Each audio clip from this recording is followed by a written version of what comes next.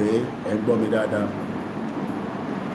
Lo laptop fún Facebook lẹ́nu torí àmọ́ tó ń ṣe laptop wa láti Ìbàdàn àti Áfíríkà ségesège ló ń ṣe àmọ́ bí awẹ́dà Áfíríkà ló affected. Mo kí bàbá Akíntóyè dáadáa, bàbá dáadáa, bàbá lálùbáríkà. Mo kí àtòbíbi lọ́mọ, bẹ́ẹ̀ ni mo kí gbogbo ẹ̀yin ìyá wa. Ẹ bá mi máa gbọ́wọ́lé share button bẹ́ẹ̀ ṣe ń wọlé kí a lè tètè wọnú agbami ètò, ká lè bára wa sọ̀rọ̀, ká lè sọ òkodo ọ̀rọ̀ tó ń dùn wá lọ́kàn. Bóyá àwọn tí wọ́n ní agbára láyé wá dá wa lóhùn, torí pé àwọn ọmọ Yorùbá lẹ́nìkan àfi Ọlọ́run. Mo wá ń bẹ̀ wá, ẹ̀yin tí tí ràn iléeṣẹ́ yìí lọ́wọ́, ẹ ràn wá lọ́wọ́, especially a fẹ́ ra laptop lọ́la fún iléeṣẹ́ yìí láti lè máa jẹ́ kí iléeṣẹ́ yìí tẹ̀síwájú. Mo kí bàbá mi Olóyè Ìgbòho, Ọlọ́run tó ní òní tó ní àná kó bá mi dúró tì yín, tó má fi yín sílẹ̀ fáráyé mú. Gbogbo ìgbà tí wọ́n máa ń tò pé kọ́ mú yín, torí àwọn tí wọ́n fẹ́ nǹkan tí Ìgbòho ń ṣe ló pọ̀ jù láyé yìí. Even though pé n tó lóyè ṣe, n tí ìran Yorùbá ò ní gbàgbé láéláé. Àdẹ̀tú lè rí bàbá wa Olóyè mọ́. Ìdí tá ṣe ń sọ fáwọn èèyàn pé ẹ má jẹ́ ká lose opportunity àsìkò sáà yìí tí bàbá yìí tó dúró fún ìran Yorùbá, pé kí ìran Yorùbá kó má bàa parẹ́. Mo kí gbogbo alẹ́ nǹkan sí. Ẹ jẹ́ ká máa gbọ́wọ́lé share button bí a ṣe ń wọlé. Ẹ dẹ̀ ká máa kíra wa. Bẹ́ẹ̀ bá kéèmí náà máa mọ̀ pé wà nulẹ̀. Mo kí gbogbo ẹ̀yin tí ẹ ti ń wọlé ẹ káalẹ́ o. Mo kí ní Áfíríkà. Mo kí ẹ̀yin tí mo fi sílẹ̀ ní England, ní United Kingdom. Mo kí ẹ̀yin tèmi l'Amẹ́ríkà, ẹ̀yin màmá dáadáa. Mo kí gbogbo wa pé àṣeyọrí la máa ṣe. Mo kí gbogbo àwọn mídíà wa tí olúkálukú wa tí à ń polongo Yorùbá nation, torí pé òun nìkan lọ́nà àbáyọ. Mo gbọ́ bàbá wa Ṣokotí, mo ní ṣé pé àwọn bàbá ilé wọ́n lè bínú tán báyìí. Mo rò pé Kóìkì nìkan ló ń bínú ni, àṣà àwọn tó ń bínú pọ̀. Ẹ jẹ́ ká kọ́kọ́ máa fi ilé ìṣìgbádùn lọ́nà. Olórí burúkú gún mi ìgbésẹ̀ ṣòfò àti ìtọ́pẹ́ ẹni. Ẹ ká kọ́kọ́ máa gbọ́ bàbá wa. Ṣé fáànù yóò pọ̀ jù? Ṣé kí n reduce ẹ̀? Ṣé kò pọ̀ jù? Pọ̀ ní ṣoríire. Buhari olórí burúkú, Buhari bomb bastard. Ọdún mẹ́jọ. Mo kí ọ̀gá mi Adékúnlé Aṣẹ́dùmarè. Ìwọ tó bá hold on bàbá mi Olóyè. Ìwọ tó bá ń pé kí wọ́n mú Olóyè Ìgbòho, ikú gbóná ló máa pa ẹ́. Ikú gbóná ló gbọ́dọ̀ pa ẹ́. Gbogbo ẹni tó bá ń gbàdúrà pé kí wọ́n rí Olóyè Ìgbòho mú, ikú gbóná máa pa gbogbo yín ni, torí tó lóyè jà fún kò ń ṣàárẹ̀ ló ń jà fún. Ó ń jà fún ìran Yorùbá pé káwọn Fúlàní má bàa gbalẹ̀. Gbogbo alákòókò tí wọ́n ní sí kan fi gbalẹ̀ lórí burúkú ni Fúlàní. Fúlàní ò ní ilẹ̀ kankan. So ìwọ tó bá wá jọmọ Yorùbá tó jẹ́ pé àdúrà tiẹ̀ lójoojúmọ́ ni pé kí wọ́n rí Olóyè mú, ikú gbóná gbọ́dọ̀ pa ẹ́, ọmọ àlè bomb bastard. Torí pé àmọ́ tó lóyè ṣe fún yín tí ẹ fi ń gbàdúrà pé kí wọ́n rí mú, kò dẹ̀ sí ẹni tó máa mú. So àdúrà yóò dẹ̀ nígbàlè lórí. Gbogbo ẹni tó bá ń gbàdúrà pé kí wọ́n rí Olóyè Ìgbòho mú, ikú gbóná gbọ́dọ̀ pa yín ni. Olóyè Ìgbòho sókè lẹ́ẹ̀kan sí mò ń gbádùn ẹ̀ bàbá mi dáadáa. Olórí burúkú gún mi tí ó ṣòfò àti ìtọ́pẹ́. Ẹ má bínú ẹ̀yin tí kò fẹ́ nílé rí. Mo ṣe ń set up lọ́wọ́ mi. Pọ̀ níbi sọ. Pọ̀ ní ṣoríire. Ẹ jẹ́ reduce man yẹn díẹ̀. Èmi àti Kánú ló ní kọ́ lọ pa ọdún mẹ́jọ. Ẹnìkan kan ló dúkú gbẹ̀yìn tẹ́ ń sọ̀rọ̀ gbẹ̀yìn ló dúkú àtọ́lódúkú tó pẹ̀rẹ̀ ní jẹnẹra kí ló pẹ̀rẹ̀ tó wọ agbádá òfò tí ń dárúkọ mi yẹn, ó ń dárúkọ tèmi. Ikú òjijì ni ó pa. Aṣẹ́dùmarè. Wọ́n tó ń dárúkọ mi pé kí Tinubu mú mi yẹn, ikú òjijì ni ó pa. Haúsá Fúlàní tó dárúkọ mi, ó ní sí orí. Àwọn ní jèrè ẹ̀. Kí ni kí ló dé mi àti ẹ̀pọ̀? Ṣé Fúlàní ṣé mi jẹ́ Fúlàní tó tó mọ́kànlá ní Yorùbá ni mí náà? Kílọ̀kà ó lè mọ́ ó ṣe sọ pé kí Buhari ó mú gún mi nígbà yẹn. Olórí burúkú ni wọ́n. Ó sì sọ pé kí Buhari ó mú gún mi. Olórí burúkú ni wọ́n bá mi. èyí tí aláwòrì tẹ́jọ́ sórí fún tẹ̀ ń kópọ̀ ìyá kiri bẹ̀ ń gbà ẹ̀. ẹ wá ń sọ pé kí Tinubu bá yẹn mú mi ẹni ti yá wèrè. ó ti yá wèrè. ọdún mẹ́jọ ni Buhari lò òun Fúlàní kẹ̀kẹ́ òdìdí a máa sọ̀rọ̀ Buhari lálẹ́ a máa sọ̀rọ̀ Buhari àwọn máa lè wọ́n ní sóríire àṣẹ ìdùnnú gbogbo ẹ̀yin tẹ́ bá ní pé kí wọ́n mú olóyè Ìgbòho ikú gbóná gbọ́dọ̀ pa gbogbo yẹn ní sóríire ẹ̀yin olórí burúkú máa lè bí a ń tó lóyè ń jà fún bí a rẹ̀ ló ń torí à ṣé yà ń jẹ olóyè ṣé Fúlàní lè pọ̀ lóyè àìmọye ọmọ Yorùbá ní Fúlàní ti pa lẹ́yìn ọdún mẹ́ta tó lé olóyè mo kẹjàre ní Benin City Mr. Deremi báwo lọ́hún yẹn ẹ bá ń kí ọba Benin pé ìran Yorùbá máa bọ́ nínú wàhálà àti ìdààmú tí British kó wá sí àwọn olórí burúkú àwọn olòṣì gbogbo yín nísìnyí fi gba visa ní British ò fún ní visa mo kẹjàre Adams Ọlámilékan Àṣàkẹ́ TV show ìyá mi dáadáa kò ní bàjẹ́ fún ẹ wàá ráyè wọ UK lágbára Ọlọ́run láìpẹ́ gbogbo bó ṣe ń tó máa jẹ́ lágbára Ọlọ́run tó tẹ̀ máa bọ́ kẹ kúrò níbi tẹ̀wọ̀n kẹ wá bá wa ní UK gbogbo ẹ̀yin tẹ̀ ń wá visa ilẹ̀ máa rí visa bọ́fẹ́ bọ́kọ̀ tó ìran Yorùbá bá ti dúró negotiation gbọ́dọ̀ wà pé gbogbo ọmọ Yorùbá pátá ló gbọ́dọ̀ fún ní access láti wọ UK ntí Kẹ́mi Bádé náà kì í sọ pé òun kò ní ráyè wọlé láṣẹ̀dùmarè kò ní ráyè wọlé à ní jẹ́ kó wọlé lọ́hùn a máa dí pẹ̀lú òun ẹ jẹ́ ká fọ́ dí pẹ̀lú Áfíríkà mo kí yín o mo ṣe wẹ̀ tọ́ ni olú Áfíríkà ilé pààyàn wàhálà yẹn pọ̀ díẹ̀ mo ń gbádùn ẹ̀ Àṣàkẹ́ máa wọ UK sẹ́ lágbára Ọlọ́run nínú ọdún yìí ẹ jẹ́ àgbọ̀ olóyè lẹ́ẹ̀kan sí sẹ́ gbóhùn sókè olóyè Ìgbòho. múmi tí ó ṣòfò àti ètò gbẹrẹ níbi ètí àlà tí ń kó bọ̀ tó ń kó bọ̀ burúkú kiri tó ń pààyàn tó ń kidnap yẹn tó ń ṣe òfò nílùú yín bẹ̀ ẹ rọrọ̀ sọ ẹ wá ń pariwo pé kí Tinubu lọ́ba ẹ mú Sunday Igboho ẹ ní sí oríire ọdún mẹ́jọ ni Buhari lò Buhari ò mú Fúlàní kankan ṣiṣẹ́ báwọn ti ń dọ̀gbẹ̀ yẹn lójúkú àtọ́lójúkú tó pẹ̀rẹ̀ ní jẹnẹra kí ló pẹ̀rẹ̀ tó wọ agbádá òfò tí ń dárúkọ mi yẹn ọ̀ ń dárúkọ tèmi ikú òjijì ni ó pa ọ́ wọ́n tó ń dárúkọ mi pé kí Tinubu mú mi yẹn ikú òjijì ni ó pa ọ́ wọ́n Haúsá Fúlàní tó dárúkọ mi ò ní sí oríire àwọn olórí jèrè kí ni kílódé mi àti ẹ̀kọ́ ṣé Fúlàní ṣé mi jẹ́ Fúlàní tó rí pé mo kọ́ la ní Yorùbá ni mí náà kílódé ó lè mọ́ ó ṣe sọ pé kí Buhari ó mú gún mi nígbà yẹn ó sì sọ pé kí Buhari ó mú gún mi ó mú lèyí tí aláwòrì tẹ́jọ́ sórí fún tẹ̀ ń kókò ìyá kiri bẹ́ẹ̀ nígbà yẹn ẹ wá ń sọ pé kí Tinubu bá yẹn mú mi ẹ̀rí pé ti yá wèrè ọdún mẹ́jọ ni Buhari lò òun Fúlàní kẹ̀kẹ́ Fúlàní kẹ̀kẹ́ lókè jàre Mr. John Boko ìyá Mr. Lásẹ̀dá ìdènà kí Ìgbòho ló sọ̀rọ̀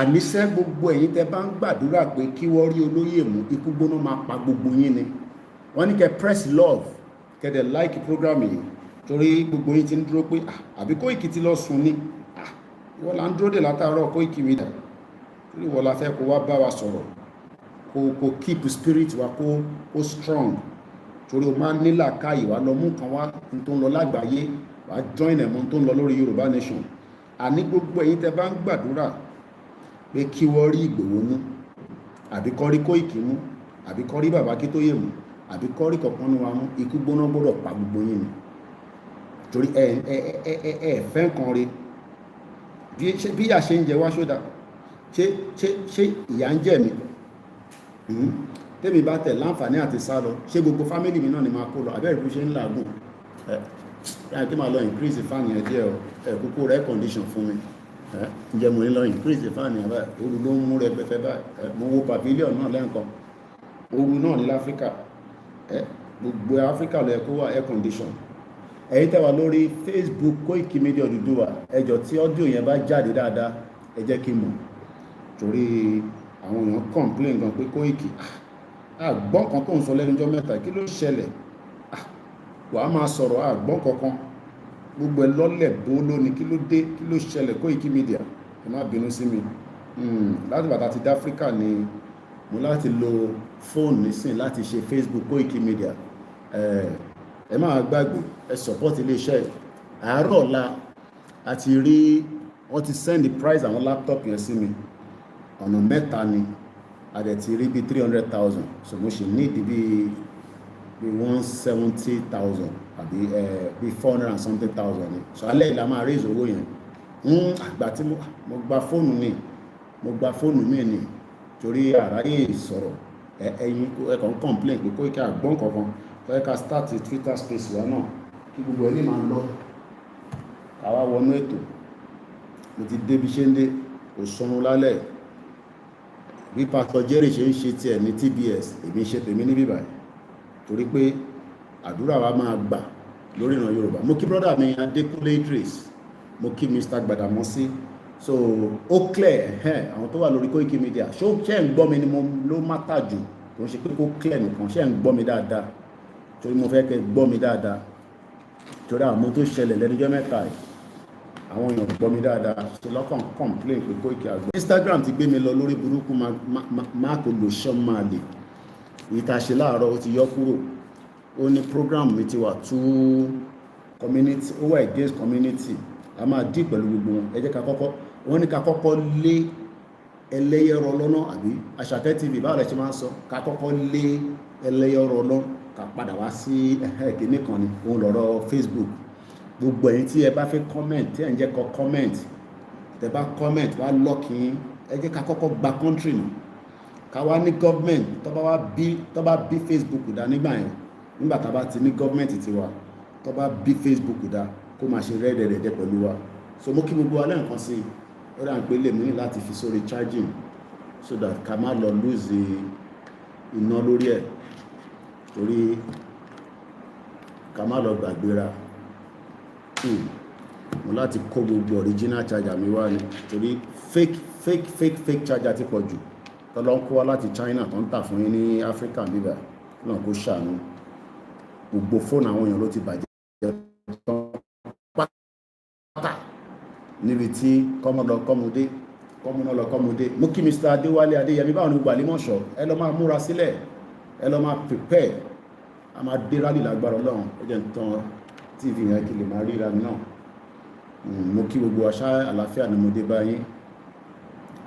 A máa ní àṣeyọrí ní nǹkan tá a gbé dání. Perseverance lóyìnbó máa ń pè wá ní perseverance. Ṣá má jẹ́ kó sú ẹ, tó bá ti sú ẹ a máa débi tá à ń lọ. Mo kí Ọlámilékan pẹ́, mo kí gbogbo àwọn tí yé wa yẹn tẹ́ ń bínú rẹpẹtẹ pé Mr. Koiki wà láyé ti pọ̀ jù, ẹ já dákí ní irú náà, ẹ má yẹ ká ṣe bẹ́ẹ̀. Nígbà tí gbogbo wa gbà fún olóyè Ìgbòho, ẹ má yẹ ká gbé ẹsẹ̀ before olóyè, ẹ jẹ́ ká jẹ́ kí olóyè àti bàbá kọ́ fún wa ní the final. Bàbá ti ní ká jáde, á jáde bí ọmọ ọkọ, má yẹ kí ọkàn tó ẹ̀ ṣògùn. Wọ́n sọ fún ọmọ mi sìn o, eléyìí tí mo kàn rán yín létí, torí bọ Ògún, bọ Ọya, bọ Ọ̀ṣun, gbogbo tó bá ń bọ nídìílé yín ni kò bọ, fún wọn ní nǹkan tó fẹ́ jẹ, torí pé tá bá ti jáde a máa jáde dáadáa. Wọ́n dẹ̀ ní gbogbo ọmọ tí àkàrà bá kó wọnú epo ló máa kó jáde, kí wọn náà máa ṣe kò sí kankan tó bá ṣẹlẹ̀, irọ́ ló bá ọmọ bọ Ògún. Èmi náà máa bọ tèmi, Áfíríkà ni mo wà, wọ́n sọ yẹn fún yàn. Ọmọ Jésù ni mí, bẹ́ẹ̀ ni mo ń follow Pastor Jerry lọ́wọ́ báyìí ní sọ́wọ́ ní TBS, mo dẹ̀ ń follow gbogbo àwọn bàbá tó kù náà. Òkè ti stable padà. Ta ló ti share program, ta ló ti share? Ta ló ti share program, ta ló ti share? À ń ṣe Eunice, Eunice, you no come on my program anymore. Why na my sister? Àwọn Biafra, kọ́lọ́ máa ṣàánú wọn. Simon Ekpa, Simon Òsínlé, bí Fúlàní ṣe ń ṣe wọ́n ní ilẹ̀ Ìgbò. Simon Ekpa Òsínlé, bí Fúlàní ṣe ń wọ ẹ̀bọ̀n yìí tán pààyàn, kò sẹ́ni tó máa give command mọ́. Gbàtí Simon wà nílé, wá ti dé pẹ̀lú àwọn olórí burúkú Fúlàní tán wọlé tán jáde tán pààyàn. But Simon Òsínlé mọ́. Mo kí gbogbo ẹ̀yin èèyàn wa, Mr. Ọ̀ṣúnníbò, mo kí yín. We have a lot of battles we are fighting. Mọ́mọ́ Amauche, mo kí ẹ. Àmọ́ bí èdè Fúlàní ti wà ní àwọn Biafra. Allah, after that convention everything don scatter. Mo rí rẹ́rìí láyé mi. Expectation àwa Yorùbá ni pé bí Biafra ṣe declare ní December yẹn, nǹkan máa lọ pàápàá. Èdè Fúlàní wà ní wọn ni mo rí rẹ́rìí. Mo láti back out kúrò láàrin wọn díẹ̀, torí kọ́ máa ní which side you dey Koiki. rọra fi wọ́n sílẹ̀. Mo rí Amauche ní Koiki, me I still dey work o, I still dey hustle. Ó bá ṣiṣẹ́ ní Europe, you gotta work in Europe man. Iṣẹ́ là ń ṣe bí ògùnṣẹ́. Work. Mo kí ẹ Scars Gold. Kò ní bàjẹ́ fún yín. Bàbá mi Daniel Adéyẹmí mo kí yín. Ẹ bá mi gbọ́ wọlé iṣẹ́ bọ̀tì. Akí Olóyè Ìgbòho, a nífẹ̀ẹ́. Bẹ́ẹ̀ ni gbogbo tó ṣe ń lọ náà ni mò ń follow Amauche, Eunice rather. Lọ́run, Biafra mo tó ṣẹlẹ̀. Biafra Fúlàní ti wọ́n rìn wọn ni. Wọ́n ti compromise wọn. Mo rántí pé Nnamdi Kanu ní some people will be bought in a movement and Fúlàní ní owó burúkú débi pé wọ́n lè penetrate yín. Àwọn tó wò mí báyìí nísìn ẹlòmí nísìn bó ṣe máa compromise mi ló wá báyìí. Mr. Koiki mo lẹ́wà, Mr. Koiki àfẹ́rí yín, irọ́ ni o. Kò wọ́n nífẹ̀ẹ́ yàn dénú irọ́ ni o. Mr. Koiki àti gbọ́ pé wà láfíríkà, ṣé ká wá kí yín, ṣé ká yọjú sí, irọ́ ni o. Gbogbo 2021 ni àti gbọ́n ní tẹ́lẹ̀ là gbọ́n. Ẹ̀wọ̀n bá gbọ́n nígbà tí mo wá 2021. Ẹ ṣé jàre, pick up. Wọ́n ní boss man, Ọlọ́run nìkan ni boss man. I'm your servant. Servant yìí ni mo jẹ́. 2021, actually láwọn tó lóyà, but many people wọ́n ti gbàbọ̀dé. Mo kíyàwó Olúgẹ́, ẹ ṣé gan ni. Eunice gbogbo náà ni mo mọ̀. Movement àwọn Biafra yẹn, you don't get that. Ó ti ní leg.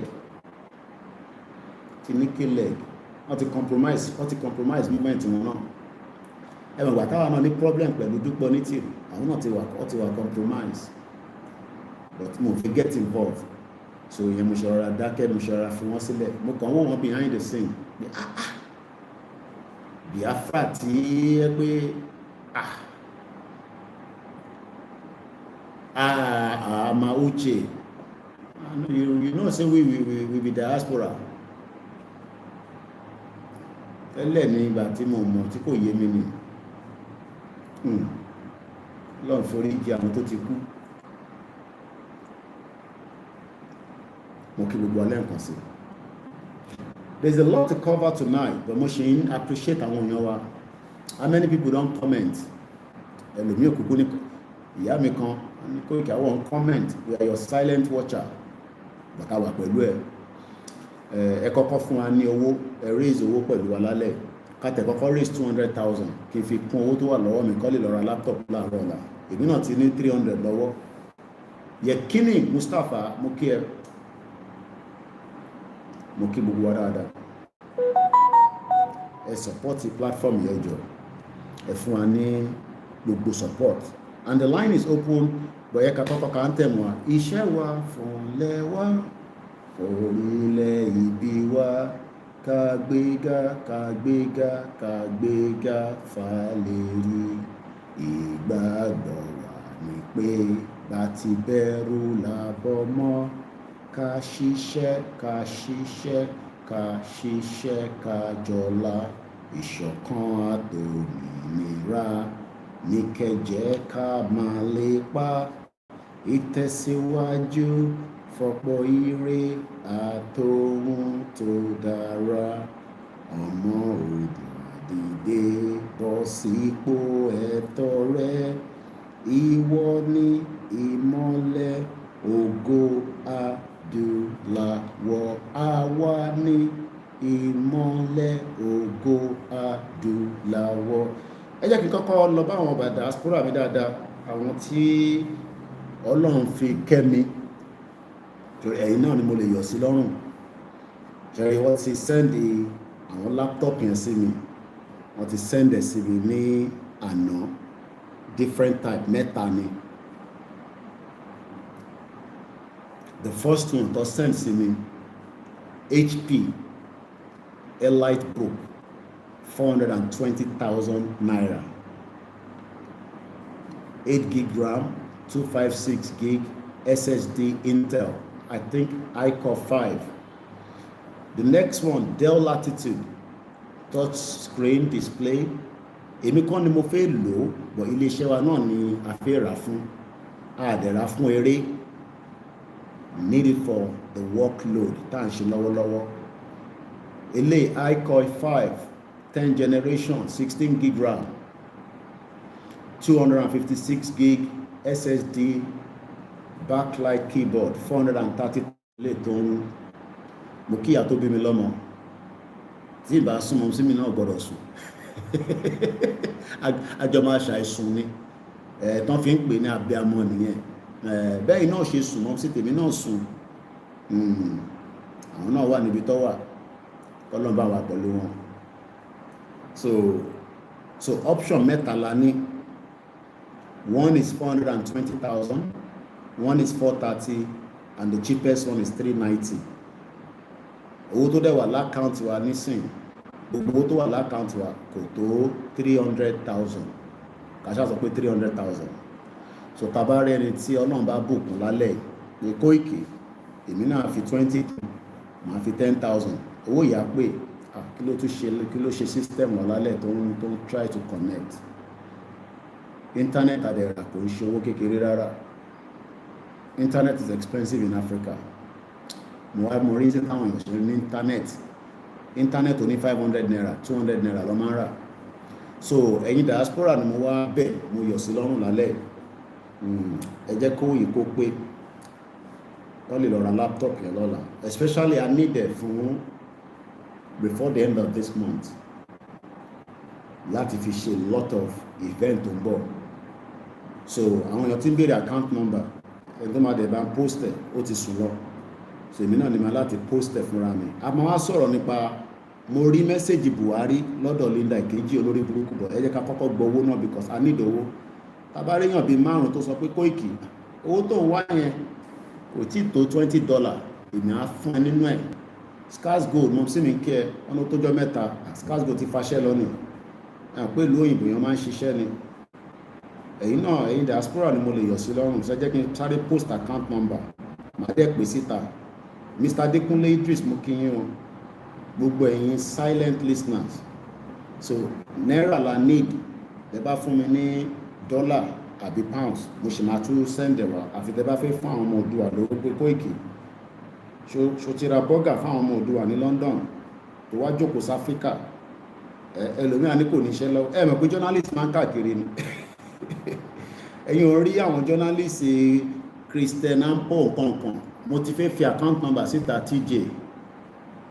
Mo kí ẹ jàre Amauche. Ẹ jẹ́ sáré fi account number síta fáwọn tó fẹ́ fún wa lówó ká lè rí laptop yẹn rà lọ́la. Tàbá dẹ̀ ti rà màá ní kó ṣe fídíò ẹ̀. So mo mọ̀ pé kò necessary fún ẹ̀yin diaspora but normally ẹlòmíì like láti rí pé tòótọ́ lẹ ti ra laptop kí ó má yẹ pé Koiki ti fowó jẹ gúgúrú. So account number yẹn ẹ bá ń kọ sílẹ̀ First Bank. Ẹ̀yin tẹ́ bá dẹ̀ ṣì ní Opay yẹn náà lọ́wọ́ ń ṣiṣẹ́. Kí ló ṣe lè tó ti kú báyìí? Twitter space mi ti lọ máa sá lọ́nà. Account number 3096808848. Ẹ̀yin diaspora náà ni mo lè yọ̀ sí lọ́rùn. Ẹ̀yin tí ẹ nífẹ̀ẹ́ Koikimedia pé Koiki máa báṣẹ́ lọ. Iṣẹ́ tó ń ṣe o máa need a lot of equipment lóòótọ́. A ní lè ra gbogbo ẹ̀ fún ẹ one go but ìta bá lè rà a máa rà fún ẹ díẹ̀díẹ̀. Èmi ṣe ní February 7th. A ṣe wà nínú February. Mo kí gbogbo àwọn home based media. Mo kí yín láì fojú pẹ́ nìkankan rẹ̀. So ẹ jẹ́ ká start Twitter space yẹn padà. Lọ́sàn-án we were very many. Òyìnbó ti pọ̀ jù. Bí àṣà Yorùbá wuyì and English is not my language. So we had about 197 people on our Twitter space. So anybody tabale capture on it. The name of the bank is First Bank. First Bank 30 96 80 88 48. Ẹ̀yin tẹ́ wà Nàìjíríà náà tẹ́ bá fún wa ní 1,000 2,000 naira ààrẹ náà ni o. Lọ́dọ̀ tiwa Tesco máa ní every little help. So tẹ́ bá ṣe fún mi lówó yẹn tó bá ti di after the program màá send ẹ̀ sí ọmọ yẹn á lè lọ sí computer village lọ́la á lè lọ rà. So a máa rà díẹ̀díẹ̀. mo ti ra fóònù fún gbogbo wọn. Ẹ mọ̀ pé tí rally bá ti bẹ̀rẹ̀ ẹ nídi view láti Kogi, Kwara, and hopefully I might employ àwọn extra people, but not now.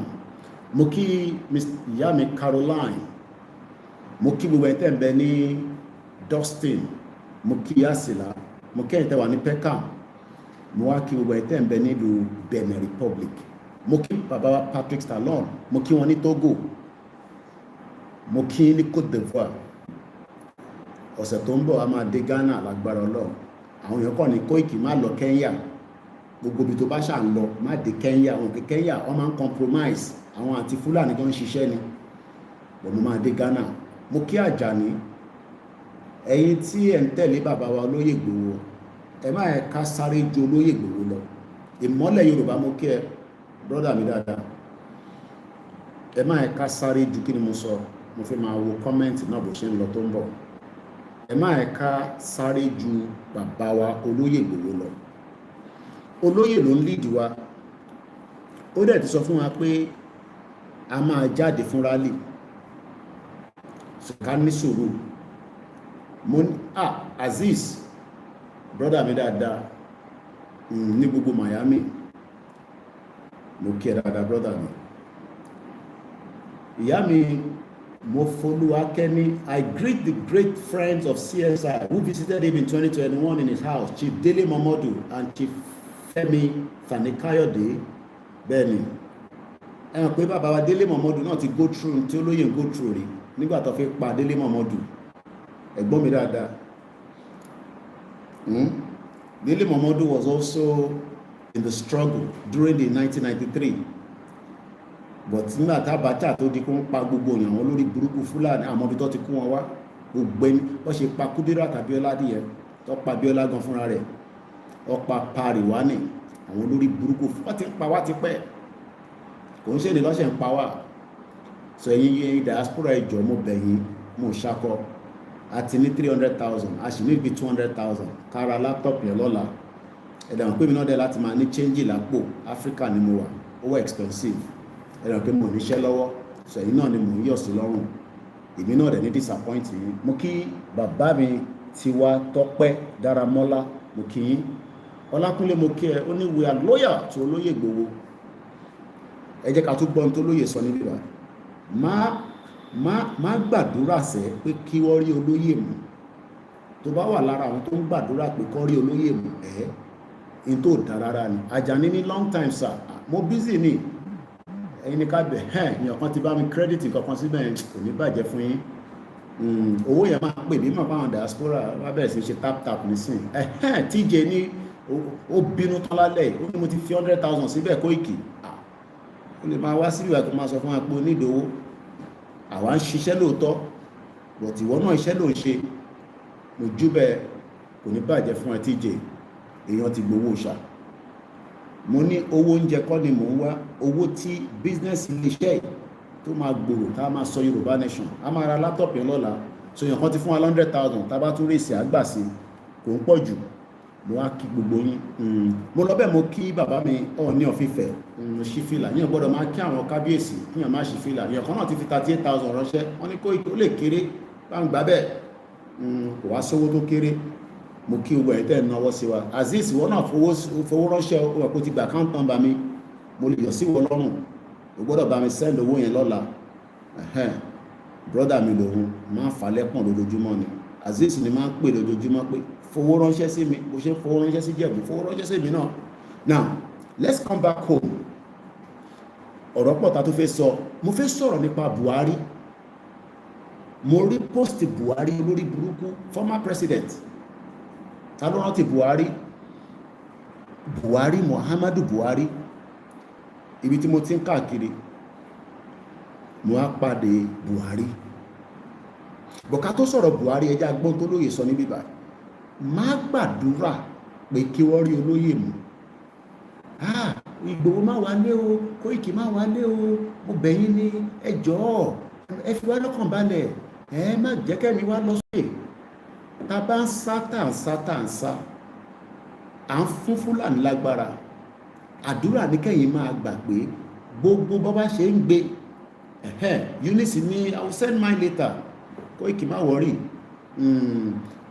Mo kí gbogbo wa. Kó má dàbí pé torí owó nìkan la ṣe jókòó. Mo ní program tí mo fẹ́ ṣe náà. But ẹ má gbàgbé ẹ support ilé iṣẹ́ wa. Ẹ jẹ́ agbọ́n tí chief sọ ká tó tẹ̀síwájú.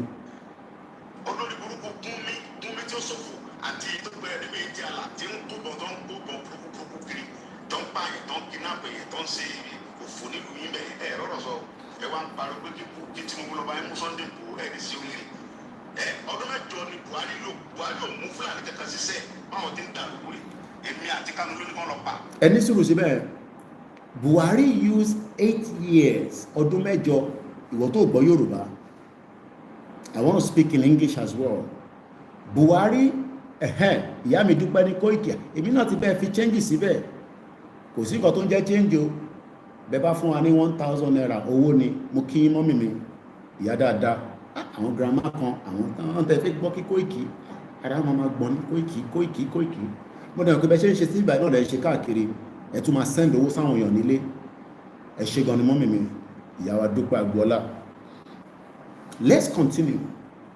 Now, ẹ jẹ́ kí n lọ sórí Google kí n lọ pull out story Buhari yẹn. Buhari, Muhammadu Buhari, former president of the Federal Republic of Nigeria, is in the news again. Buhari, say baba. Vanguard newspaper. Mo kí bàbá mi Tèmídayọ̀ Dennis Omitogun gbogbo àwọn bàbá yẹn kọ́ ti padà sílé. Wọ́n lè padà sílé because tó bá padà sílé some of them wọ́n need the support healthcare ẹlòmíì ó need environment tó dáa most of them are stuck abroad. Bàbá wa kan fi voice note ránṣẹ́ bàbá yẹn is 80 years old màá play vn yẹn fún yín wọ́n ní tẹ́ bá dúró pé kí Tinubu fún yín ní Yorùbá nation in 1,000 years kò sí tó kan Tinubu so a lè expect ká dúró de Tinubu ń bá tiẹ̀ lọ káwa bá tiwa lọ. Àjàní ní Olóyè Ìgbòho is a prophet of this time torí gbogbo platform ọ̀tọ̀ọ̀tọ̀ lẹ ti ń wò mí. I have 1, 2, 3, 4 phones, 1 laptop, we're on the Mixlr, we're on the Twitter space, Instagram ti gbé mi lọ ọ̀jẹ̀ káráyè ṣe program lórí Instagram. Mo kí ẹlẹ́ǹkan sí Eunice Ọlọ́run bá ń dúró ti àwọn Biafra Ọlọ́run bá ń yọ brother mi Simon Ekpa àti Nnamdi Kanu. Now ẹ jẹ́ ká padà sọ́dọ̀ Buhari nígbà tí mo rí headline yìí mo ní Buhari is it another Buhari or Buhari táwa mọ̀ ẹ gbọ́ headline yìí Vanguard newspaper my administration significantly improved Nigeria economy and security Buhari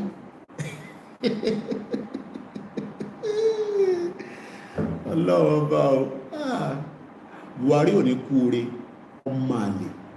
I don't think you understand what Buhari is saying. Ẹ jẹ́ ká ṣí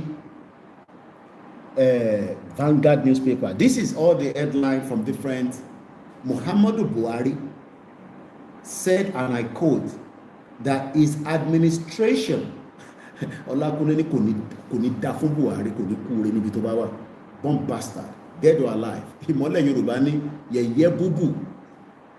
Only my administration while he was in office for 8 years òun àti Ọ̀ṣínbàjò ẹ jẹ́ ká fi brother wa sílẹ̀ bàbá wa Ọ̀ṣínbàjò torí a mọ̀ pé fún Eunice Uche ní my brother Ọlákúnlé mo kí yín ẹ̀gbọ́n mi my brother we are stuck pẹ̀lú àwọn onítìrí tọ̀dọ̀ tí wọn náà kọ́nà kó bá ń ṣàánú àwọn Biafra lẹ́ẹ̀kan sí ó dà ń pẹ́ ẹ̀gbọ́n tí mò ń sọ Muhammadu Buhari kí lẹ sọ bàbá mi Ògúndípẹ̀ ẹni Ìgbòho òòṣà atófiṣẹ́ ogun rán mo láìkọ̀rọ̀ yẹn atófiṣẹ́ ogun rán àdúrà ní káwa gbà fún pé kí ọwọ́ ayé ọwọ́ ọ̀tá ọwọ́ ẹnímì ọwọ́ àjẹ́ ọwọ́ oṣó kó má bà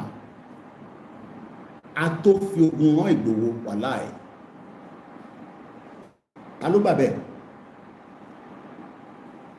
àtòṣe kí ni àtòfi ogun àtòfi ran but kò wá lè ja ogun yẹn nìkan without the subordinate of everybody only the OPC only the Ẹgbẹ́kọ̀yà only the vigilante only the farmer hunters ó ní ẹ̀yin tẹ́ wà ní Kwara State, ẹ̀yin tẹ́ wà ní Kogi, Ondo, Èkìtì, Ọ̀yọ́, Ògùn, Lagos, ó ní gbogbo ọmọ Yorùbá, ó ní àwọn elite, ó ní àwọn tó ń ṣe elite, ìyẹn ló máa jẹ́ kí ogun yẹn kó easy láti jà. So that wọ́n ní sọ pé Ìgbòho ló fẹ́ jà, wá ní gbogbo ọmọ Yorùbá ló ń jà. Ṣẹ́rí tó bá ti ń point lé pé èèyàn kan ló ń jà, ó máa easy láti target ẹni yẹn. Ìyẹn ni wọ́n ṣe fẹ́ make sure pé wọ́n fẹ́ destroy olóyè Ìgbòho látara Buhari olórí burúkú tá à ń sọ̀rọ̀ ẹ̀ lálẹ́, olórí burúkú. Ṣé kí fún yín lójú Buhari lẹ́yìn ẹ̀yin tẹ́ wà lórí Facebook? Ẹ jẹ́ ká change background yẹn, ẹ jẹ́ fún yín ní ojú, ẹ má bínú, ojú Buhari lẹ́ máa rí.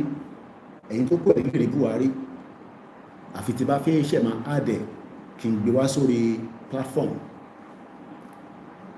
Buhari tí ó ṣe jàǹbá for 8 years, bó ṣe pa ọmọ Ìgbò, ó pa Haúsá, ó pa Yorùbá, ó pa àwọn middle belt, ó wá fi Fúlàní sílẹ̀.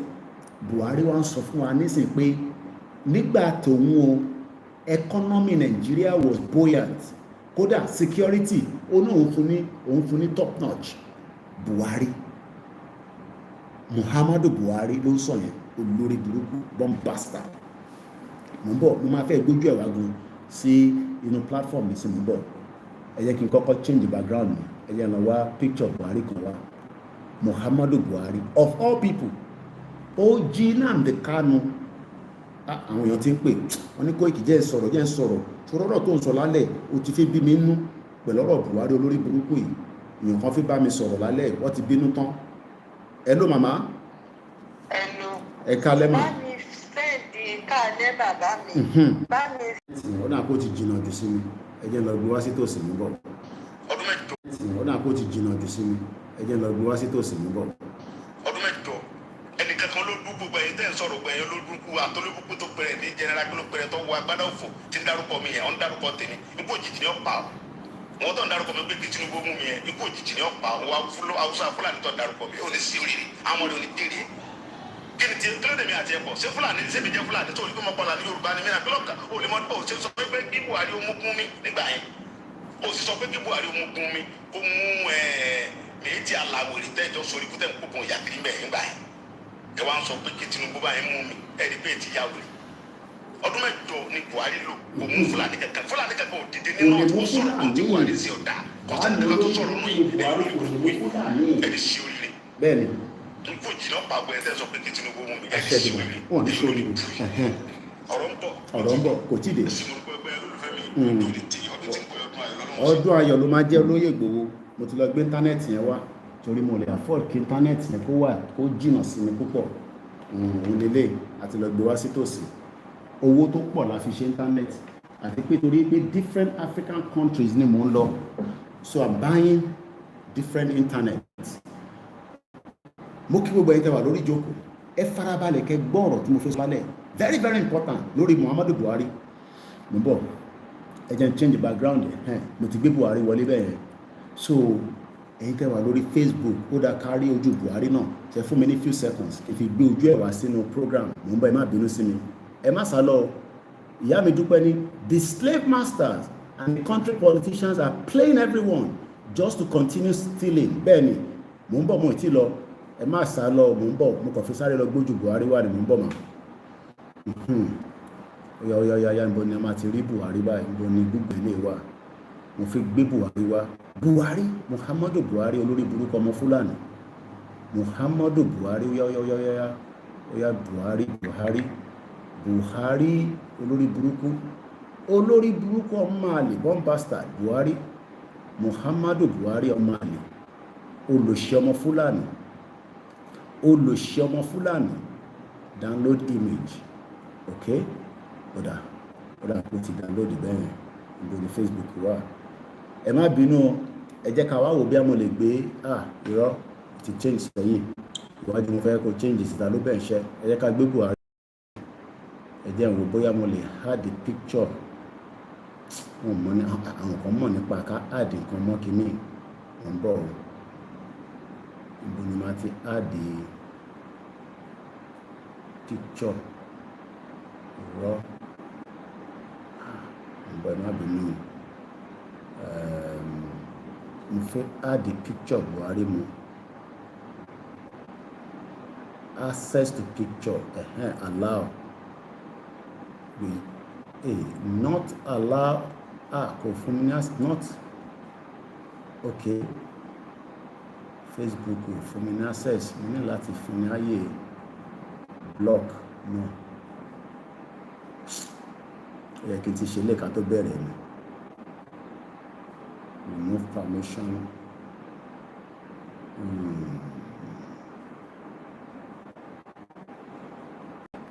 allow permission okay ẹ ká padà sẹ́yìn ẹ má bínú èèyàn wa o ẹ má bínú mo fẹ́ àdé èmi mo fọwọ́ block lẹ́yìn o mo fẹ́ gbé ojú Buhari wá ni o èmi ni mo ń ṣèkan lẹ́yìn o allow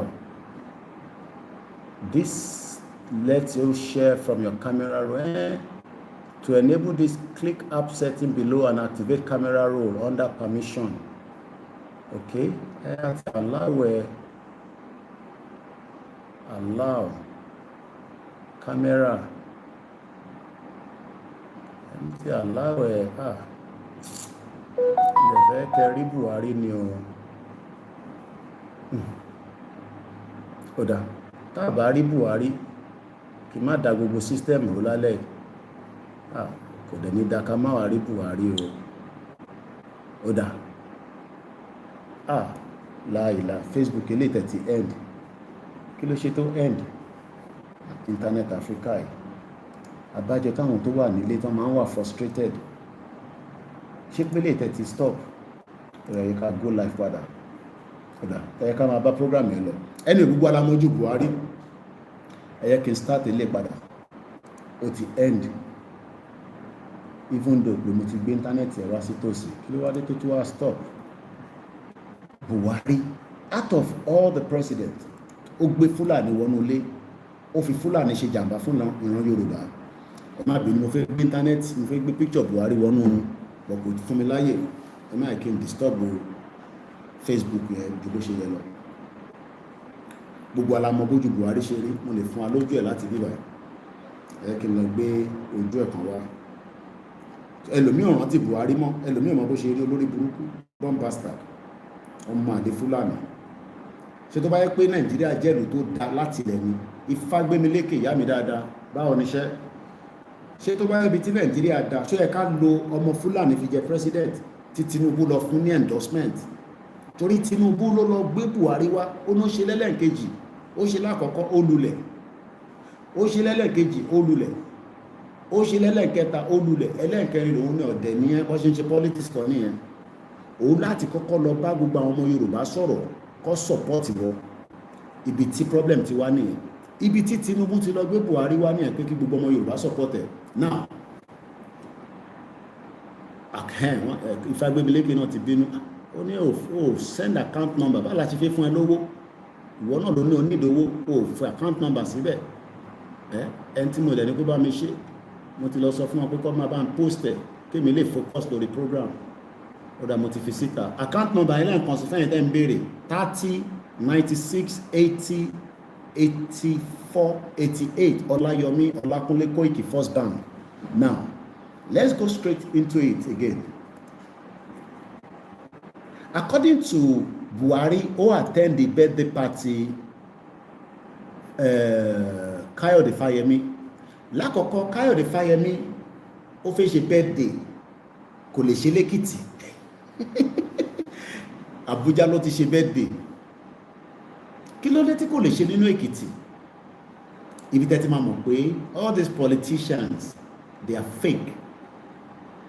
Káyọ̀dé Fáyẹmí was twice governor of Ekiti State and he's 60 years old but kò lè ṣe birthday nínú Èkìtì he has to do it in Abuja. Tó bá ṣe lẹ́kìtì number one ó máa create okay èèyàn kan pè wá mọ́mì tó ní send account number mo ti gbàgbé ṣẹ́rí náà ló tún pè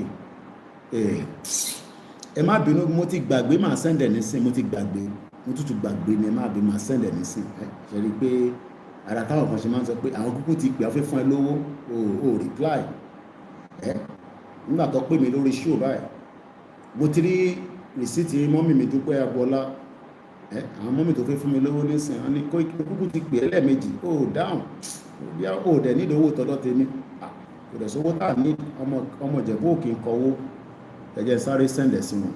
Now mo fẹ́ bi gbogbo ẹ̀yin tí ẹ̀ wò mí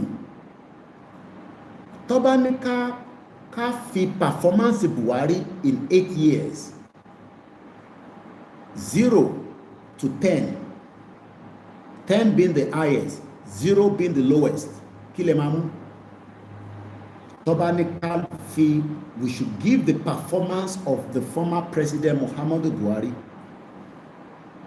Tó bá ní ká fi performance kí lẹ fi pẹ́yìn máa mú? Mo ń bọ̀ grandma ma send account yẹn ẹ̀yin tẹ́ bá dẹ̀ fẹ́ náà máa fi sórí status mi in case fún ẹ̀yin tẹ́ ń béèrè. Mo kí bàbá wa alànà Professor Adébánjí Akíntóyè bàbá dáadáa, so màá fi account number mi náà sórí status in case tẹ́ bá need it, but mọ́mí tó béèrè nísìn ẹ jẹ́ ń send ẹ̀ sí wọn kí n má lọ gbàgbé torí ọ̀nà pọ̀ káwọn náà má lọ tún send owó yẹn sẹ́lòmíì torí ara Nàìjíríà bá pè wọ́n nísìn wọ́n send owó lọ́n tí wọ́n ní a ní Koiki lò ní ìdòwó a lè ní ìdòwó yẹn lóòótọ́ torí a máa ra laptop yẹn lọ́la lágbára Ọlọ́run kò ní jù ọ̀la lọ èmi náà ti raise díẹ̀, so mo kí brother mi náà Gbàdàmọ́sí mo ti rí rìsíìtì yín ẹ̀yin tí ẹ jẹ́ èèyàn mi ẹ mọ̀ pé kò ń ṣe gbogbo àná la máa ń wá ìgbà tá a bá wá báyìí náà à ń yọ̀ síra wa lọ́rùn ni. Mo kí ìyá mi Ifágbémilékè. Now let's continue quickly. Mo ti rí message yín brother mi Gbàdàmọ́sí. My administration, ibo ni Buhari ti sọ eléyìí? Fáyẹmí held his birthday in Abuja, kò ṣe lẹ́kìtì. Why? I don't know. You will expect that in this very difficult time, see, many Nigerians are complaining about not enough opportunity. You will expect that a Yoruba man and a former governor will have his birthday in his own state. Many dignitaries will come, hotel will be busy, at least people will make money within the 3 days of the event, because around the event, people will arrive a day before and people will travel a day after. That means the economic of Ekiti State within 72 hours can become at least buoyant based on the dignitaries that are coming.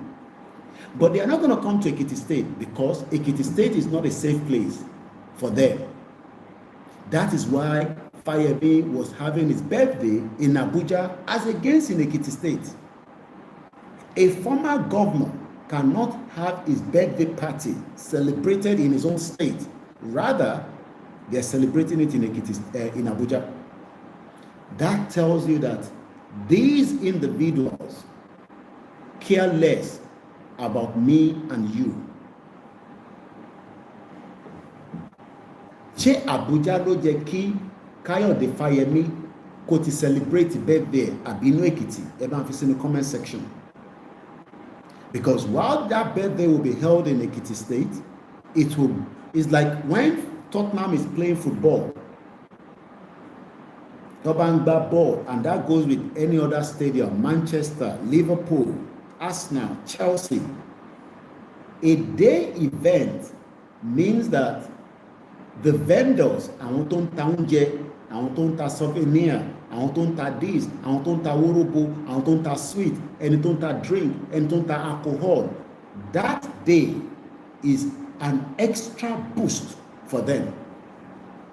Fáwọn tó ń gbá football nìyẹn o. Now imagine the same thing when events like Káyọ̀dé Fáyẹmí having a birthday, book launch, okay, Mr. Gbàdàmọ́sí ní Koiki 00000 ní Buhari, not even 10. Olakunle ní Buhari performance is -0%. Ó dà ń pa àwọn méjì tó ń wo program yìí, àwọn tó kù ọwọ́ òkè pẹ̀lú Buhari bí ẹ láìkè Buhari. Mo kí Mr. Joshua, ẹ má bínú pé íńtánẹ́ẹ̀tì yẹn ó kú lẹ́ẹ̀kan. Mo kí ẹ̀yin tẹ́ wà lórí Twitter space, mo dẹ̀ kẹ́yìn tẹ́ wà lórí MixLR àti ìrìyà kankan níbẹ̀, but it's okay. Now ẹ jẹ́ ká lọ ka when I saw the article, ìyá mi Rachel ní Koiki má dá Buhari lóhùn 4-0 ní mo fún. His performance was 4 zeros, a failure. Buhari opened the door for Fulani into Nigeria. Mo kí bàbá mi Alade Kadiri, ẹ káalẹ́ gbogbo èèyàn wa níbikíbi tẹ́ bá wà. Èmi náà ni Afro update ní ọpọlọ Buhari ti kú. Mr. Banky Ọlánìní Buhari zero mélòó lẹ́yìn wá fún Buhari báyìí. Buhari Muhammadu Buhari, ẹ jẹ́ ká kan tó sọ. Ẹ ṣé gan ni mo tuntun rí owó ti wọlé dáadáa, so a máa láǹfààní àti ṣe laptop tàbádẹ́ torí sí a máa ṣe more other things tí a fẹ́ ṣe, especially our team are preparing for the burial ceremony of our late mother Mrs. Julia Monty Lomasi Yaye ní Ekiti State. So my team are preparing to make sure that ẹ̀yin tẹ́ jẹ́ diaspora tẹ̀lé wálé a máa cover gbogbo angle fún yín, and I assure you that we will cover every angle. Kódà ẹ máa rò pé wàá mú event yẹn ni ẹ rántí ta ṣe fún Tolóyè Ìgbòho, àfẹ́ àti rí àwọn mistakes wa kọ̀ọ̀kan nígbà tá a ṣe Tolóyè Ìgbòho yẹn, so I think corrected. Ẹ rántí gadget ẹ rà fún mi nígbà tá a fi ṣe birthday, mo ti send ẹ wálé gadget oní kámẹ́rà mẹ́rin tó máa point for me. Ẹ wo Pastor Jerry ní TBS lálẹ́ orí yẹn á máa wú ni, ẹ wo àwọn kámẹ́rà tó ń lò, owó ló fi ń ṣe. Pastor Jerry wà ní TBS nísìn, ó kún bám, wọ́n ṣe prayer lọ́wọ́ lálẹ́, àdúrà gbogbo wa gbà. So owó náà ni àwọn church tẹ́ máa mú kí àmì Sherifat Agbábíàká ẹ ṣé gan ni. So tẹ́yìn náà bá invest in us, we can do things properly, especially event here will be a big event from 27 up to 28 tó máa fi sìn yáyẹn lágbára Ọlọ́run. Tó bá ti wá sí màmá tán, then we start preparing for the rally. I don't know the date of the rally. That is within Baba Akintoye and Igboho. Tiwa ni pé ká máa promote sílẹ̀, but ẹ jẹ́ ká stick sórí Buhari for now. Olórí burúkú ọmọ Fúlàní, bomb bastard, ọmọ àlè tó mú Nàìjíríà tó sọ di private property. Ó mú Nàìjíríà ó sọ di private property. Ó destroy ilẹ̀ Yorùbá, kò jẹ́ kí a rí mú mi for 8 years. Ó kódà kò ń ṣe àwa nìkan ló destroy. Ó destroy Yẹmí Ọ̀ṣínbàjò. They did not give Yẹmí Ọ̀ṣínbàjò any chance at all.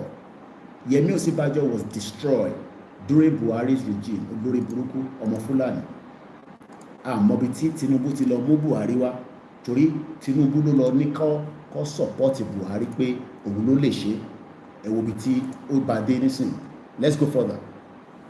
My administration significantly, ẹ máa gbọ́ àwọn òyìnbó tó ń lò, mo kí ẹ brother mi Dizzy Man, mo kí gbogbo ẹni tẹ́ wà lórí ètò.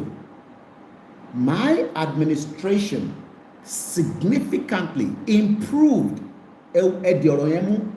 I'll give you the English dictionary of those two words. Ẹ jẹ́ ká kọ́kọ́ fún wa ní the headline. My administration, ìyẹn Buhari ló sọ bẹ́ẹ̀. My administration significantly improved Nigeria economy. Ode yọkan, security odi méjì. Ìyá mi Fagbemilékè ní kílẹ̀ sọ́mà. Mo fi sáré comment yẹn ti sá lọ. Because gbogbo alájọ ṣètò. Ẹni tó bá fẹ́ pè wọlé, studio number òun ni +44 74 0440 5917. Ibi táwa ti ń ṣe night vigil lélẹ̀ wà tí à ń fi ẹ̀mí bá brother wa Pastor Jerry àti àwọn bàbá wa tó ń ṣe night vigil káàkiri gbogbo ilẹ̀ Yorùbá, especially bàbá wa Prophet Adébáyọ̀ tó nífẹ̀ẹ́ Yorùbá, tó dẹ̀ ń sọ pé ìran Yorùbá gbọ́dọ̀ kúrò ní Nàìjíríà. So mo kí bàbá yẹn dáadáa. Gbogbo bí kíbi tí ẹ ti ń ṣe àdúrà ní abroad náà, àdúrà wa máa gbà. Gbogbo ìgbà tẹ́ bá ń ṣe àdúrà, ẹ máa ṣàdúrà pé ní ìgbàkígbà tí Bàbá Akíntóyè bá ti ní káwọn ọmọ yẹn jáde, kí ẹ̀mí Ọlọ́run kó tẹ̀lé wọn lọ, kí ìbẹ̀rù kó kúrò lára wọn, torí ìbẹ̀rù ló ń pààyàn. Mo dẹ̀ sọ fún wa pé the more tá bá ń bẹ̀rù, the more láì ní dé anywhere. Ìfagbémilékè ni Tinubu gan ti regret ayé pé òun lọ gbé Buhari wá, pé Tinubu ti regret it, and I'm sure Tinubu is looking at the Nigerian system. So bí nǹkan ṣe bàjẹ́ lélẹ́yìí kóhun tó dé, even though à ń sọ fún bàbá wa Tinubu pé divide Nigeria now for the interest of the Yoruba people, because Igbo wọ́n fi gbalẹ̀, Hausa wọ́n fi gbalẹ̀, Middle Belt wọ́n fi gbalẹ̀, Lebanese wọ́n fi gbalẹ̀, Chinese wọ́n fi gbalẹ̀, àwọn Europeans wọ́n fi gbalẹ̀, everybody interested in Yoruba land. Àwọn náà ní ilẹ̀, jẹ́ kólúkálukú lọ ṣe tiẹ̀. Ẹni tó bá fẹ́ lo waterways wa kó sanwó fún wa, kó sanwó kó láǹdì ship wọn síbẹ̀, ọ̀ kó bá wọn dredge river Niger, kólúkálukú ní ilẹ̀ tiẹ̀.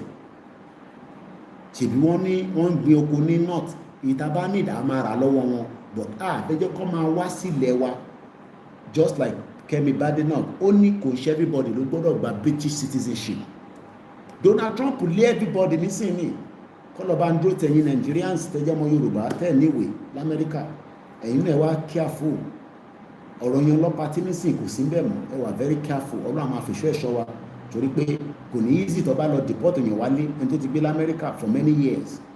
But Donald Trump ló wọ̀n fẹ́ anybody, ó ń lé anybody lọ́wọ́ ẹ̀yìn. Ìdí tá a ṣe ń sọ pé ẹ jẹ́ káwa náà gba ilẹ̀ wa. Ó dà pé àwọn èèyàn ti ń pè wọ́n ní Koiki, mo kí yín o, gbogbo ẹni tẹ́ ti support lálẹ́ yìí, àtẹ̀yìn tẹ́ túbọ̀ máa support. Ẹ jẹ́ ká lọ sọ́dọ̀ bàbá wa Tẹ́lá, wọ́n ní nǹkan tó fẹ́ bá Koiki sọ. Ẹ ti wà lórí ètò sà, ẹ gbóhùn sókè. No, mo ní private ọ̀rọ̀ kan mo fẹ́ sọ. Ó dà, àti yọ kúrò lórí speaker. Mo wà lórí ètò báyìí, a wà lórí program báyìí. Ṣé ká sọ létà bí mo ò sí Nàìjíríà bọ́ mo wà l'Áfíríkà, mo ò sínú Nàìjíríà bọ́ ní Áfíríkà ni mo wà. Yeah. Okay. Mo ti sùn. All right, daddy. Ẹ ṣé gan ni. All right. Ìfagbébélékè ni ó kéré, ó pọ̀, kò ń ṣe bí tiwọ́ Koiki. Ó náà ti fi 57,000 ránṣẹ́. Ọlọ́run bá ń dúró tiẹ̀. Ọlọ́run fi ẹ́ sílẹ̀. Kò easy kí yàn tó mú 20 pound. 20 pound yẹn náà, ìyàwó mi náà ṣe gbọ́wọ́ lọ́wọ́ mi ni. Ó pè mí, ó ní baálé mi kí ló ṣẹlẹ̀ lénìí ní Friday. Mo ní kí ló máa ṣẹlẹ̀, ó ní mo tún béèrè owó nì. Àwọn ọmọ ara omi sílé, omi tí mo rà wọ́n ti mú tán. Mo ní ṣe bí mo ṣe kúrò London láìpẹ́ yìí ni, ó náà máa ṣe ọbẹ̀.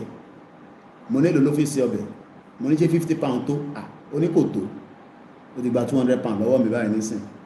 Ọlọ́run kó ṣàánú. So mo kí gbogbo ẹ̀yin tẹ́ ń tọ́jú mi.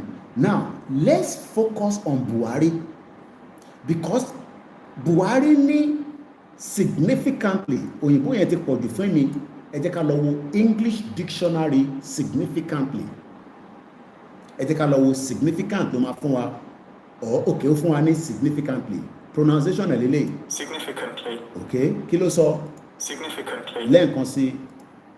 Significantly. The meaning of the word significantly means that in a sufficiently great or important way as to be worthy of attention. Buhari. Àwọn èèyàn náà tún wá ń béèrè pé what is the word or the meaning of significantly? According to the Britannia dictionary, the word significantly, or the definition of significantly, in a way that is a large or important enough to be noticed or have an effect. This man, under his Bubu administration, a lot of atrocities were committed by the open borders during the pandemic while our borders were closed. Most of us forget about that. Even Sanwo-Olu was saying, there was a lockdown, you were locked down, my family was locked down, but the Fulani continued to get into our land while the borders were locked during the pandemic. And during the sister mi kan lọ bẹ̀rẹ̀ sí send owó pé Koiki bẹ̀rẹ̀ sí ṣe face mask ká má jẹ́ káwọn èèyàn wá kú. Àwọn kan tẹ̀ ní rọ́ kò sí, wọ́n náà àwọn kan ṣètùtù ní o ní Abẹ́òkúta, ní Ògùn state, ní gbogbo ilẹ̀ Yorùbá wọ́n ṣe ètùtù rẹpẹtẹ. Kò sí nǹkan tó ń jẹ́ pandemic nílẹ̀ Yorùbá according to bí mi ṣe gbọ́. Wọ́n ní wọ́n ṣe ètùtù burúkú pé gbogbo atẹ́gùn burúkú tó bá ń bọ̀ lọ síbòmíì kò ń ṣe nílẹ̀ Yorùbá.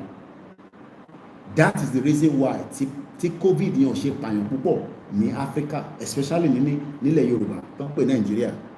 But during that lockdown, kí ló sọ Ọlákúnlé ní significantly means pàtàkì, nǹkan tó pàtàkì. How can Buhari be telling us that during his tenure of 8 years, òun ṣe nǹkan tó pàtàkì? Wọ́n ti bá mi sọ Yorùbá ẹ̀ síta significantly. Ayomi Kudamiju kí ló sọ? Ó ní even Nigeria airspace was open to Boko Haram. Ṣé gbọ́? Now, you might think it's a lie. Ẹ jẹ́ ká lọ mú evidence kan wá. Ṣé mọ̀ pé internet ò kí ń parọ́? Ẹ jẹ́ ká lọ sọ́dọ̀ Malafia Obadia. Malafia ló jẹ́ kó yé wa pé during the lockdown, when everybody was locked down, some people were doing certain things. Ẹ jẹ́ ká gbọ́ nǹkan tí Malafia sọ. Mo ń bọ̀. Ó yá gbóhùn sókè, kọ́nà bá wa fọ̀rọ̀ kẹ́ Malafia. Gbóhùn sókè brother mi. Kí ni revelation náà? Okay. Have met with some of the bandits. Okay. We have met with some of their high commanders. Okay. One or two who have repented. They have sat down with us. Kí ló sọ? Not once. Okay. Not twice. Okay. They told us that one of the northern governors is the commander of Boko Haram. Ìyẹn El-Rufai. Boko Haram and the bandits are one and separate. Ọmọ ìyá mi kan náà ni wọ́n. Sophisticated network. Okay. During this lockdown, their planes were moving up and down. Ayomi Kudamiju kò ní bàjẹ́ fún ọ̀pọ̀ṣẹ́ wa létí yẹn. During the lockdown, planes were flying within the Nigerian airspace and Buhari allowed it. And the same Muhammadu Buhari is now telling us that his administration significantly improved Nigeria's economy and security. We know what they did, that during the lockdown of COVID-19, that lockdown of COVID itself now, Trump administration is saying something doesn't seem right. That is a different topic for another day. Because Dr. Fauci, I think, did I get it right? Ayobiku? Joe Biden gave him a pardon because Donald Trump was investigated. Dr. Fauci or something like that in America. We'll come back to that. But Ejeka will focus on Buhari during the lockdown. Olakunle, Tinubu is also allowing them, all the northern borders are still open to bandits, and our borders in Yoruba land are closed for food. Fauci, F-A-U-C-I, Dr. Fauci. Joe Biden have to give him a pardon so that nobody investigates him while he is out of office. But I don't know whether executive order will be used to uphold it back, because I want to that COVID sílẹ̀. Now, Mr. Ogudeni, Buhari bubu, olórí burúkú, bomb bastard, ọmọ Fulani.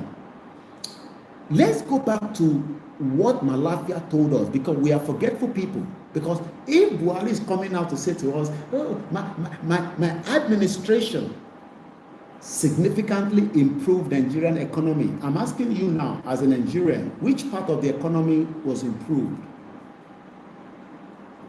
What part of the economy was improved? Did your life change in 8 years of Buhari, or was your life miserable? We're not talking about Tinubu's administration, because it's a continuity government that Buhari destroyed, and Tinubu has to face the consequence, even though we want him. Okay? Moving ammunitions, moving logistics. They were moving ammunition. They were moving money. They were moving logistics to where? Into Yoruba land. In the all part of Yoruba land during the COVID and during this administration of this Olori Buruku Fulani Man. You can see why after he has left office, they are now using their caliphate, devil of Sokoto, Olori Buruku Fulani, don't put any Sultan of Sokoto, devil of Sokoto, wants to now implement Sharia in Yoruba land. They could not complete that agenda while Buhari was there. You know why? Because Igboho stopped them. Is it making sense now, Iwomo Yoruba, that you are against Igboho? Is it making sense? Gbọ́n kan tí Igboho sọ ní bíbá. Gbọ́n kan tí olóyè Igboho sọ. Nísòro. Oya. Olórí burúkú gúnmi tí ó ṣòfò àti tó pẹ́ níbi ìjàlá tí ń kóbọ̀ tó ń kóbọ̀ burúkú kiri. Ìyá mi ní ẹni sùúrù. Ìyá mi ní, don't let us blame Buhari for the self-appraisal. We must hold Tinubu for the damage on Yoruba land.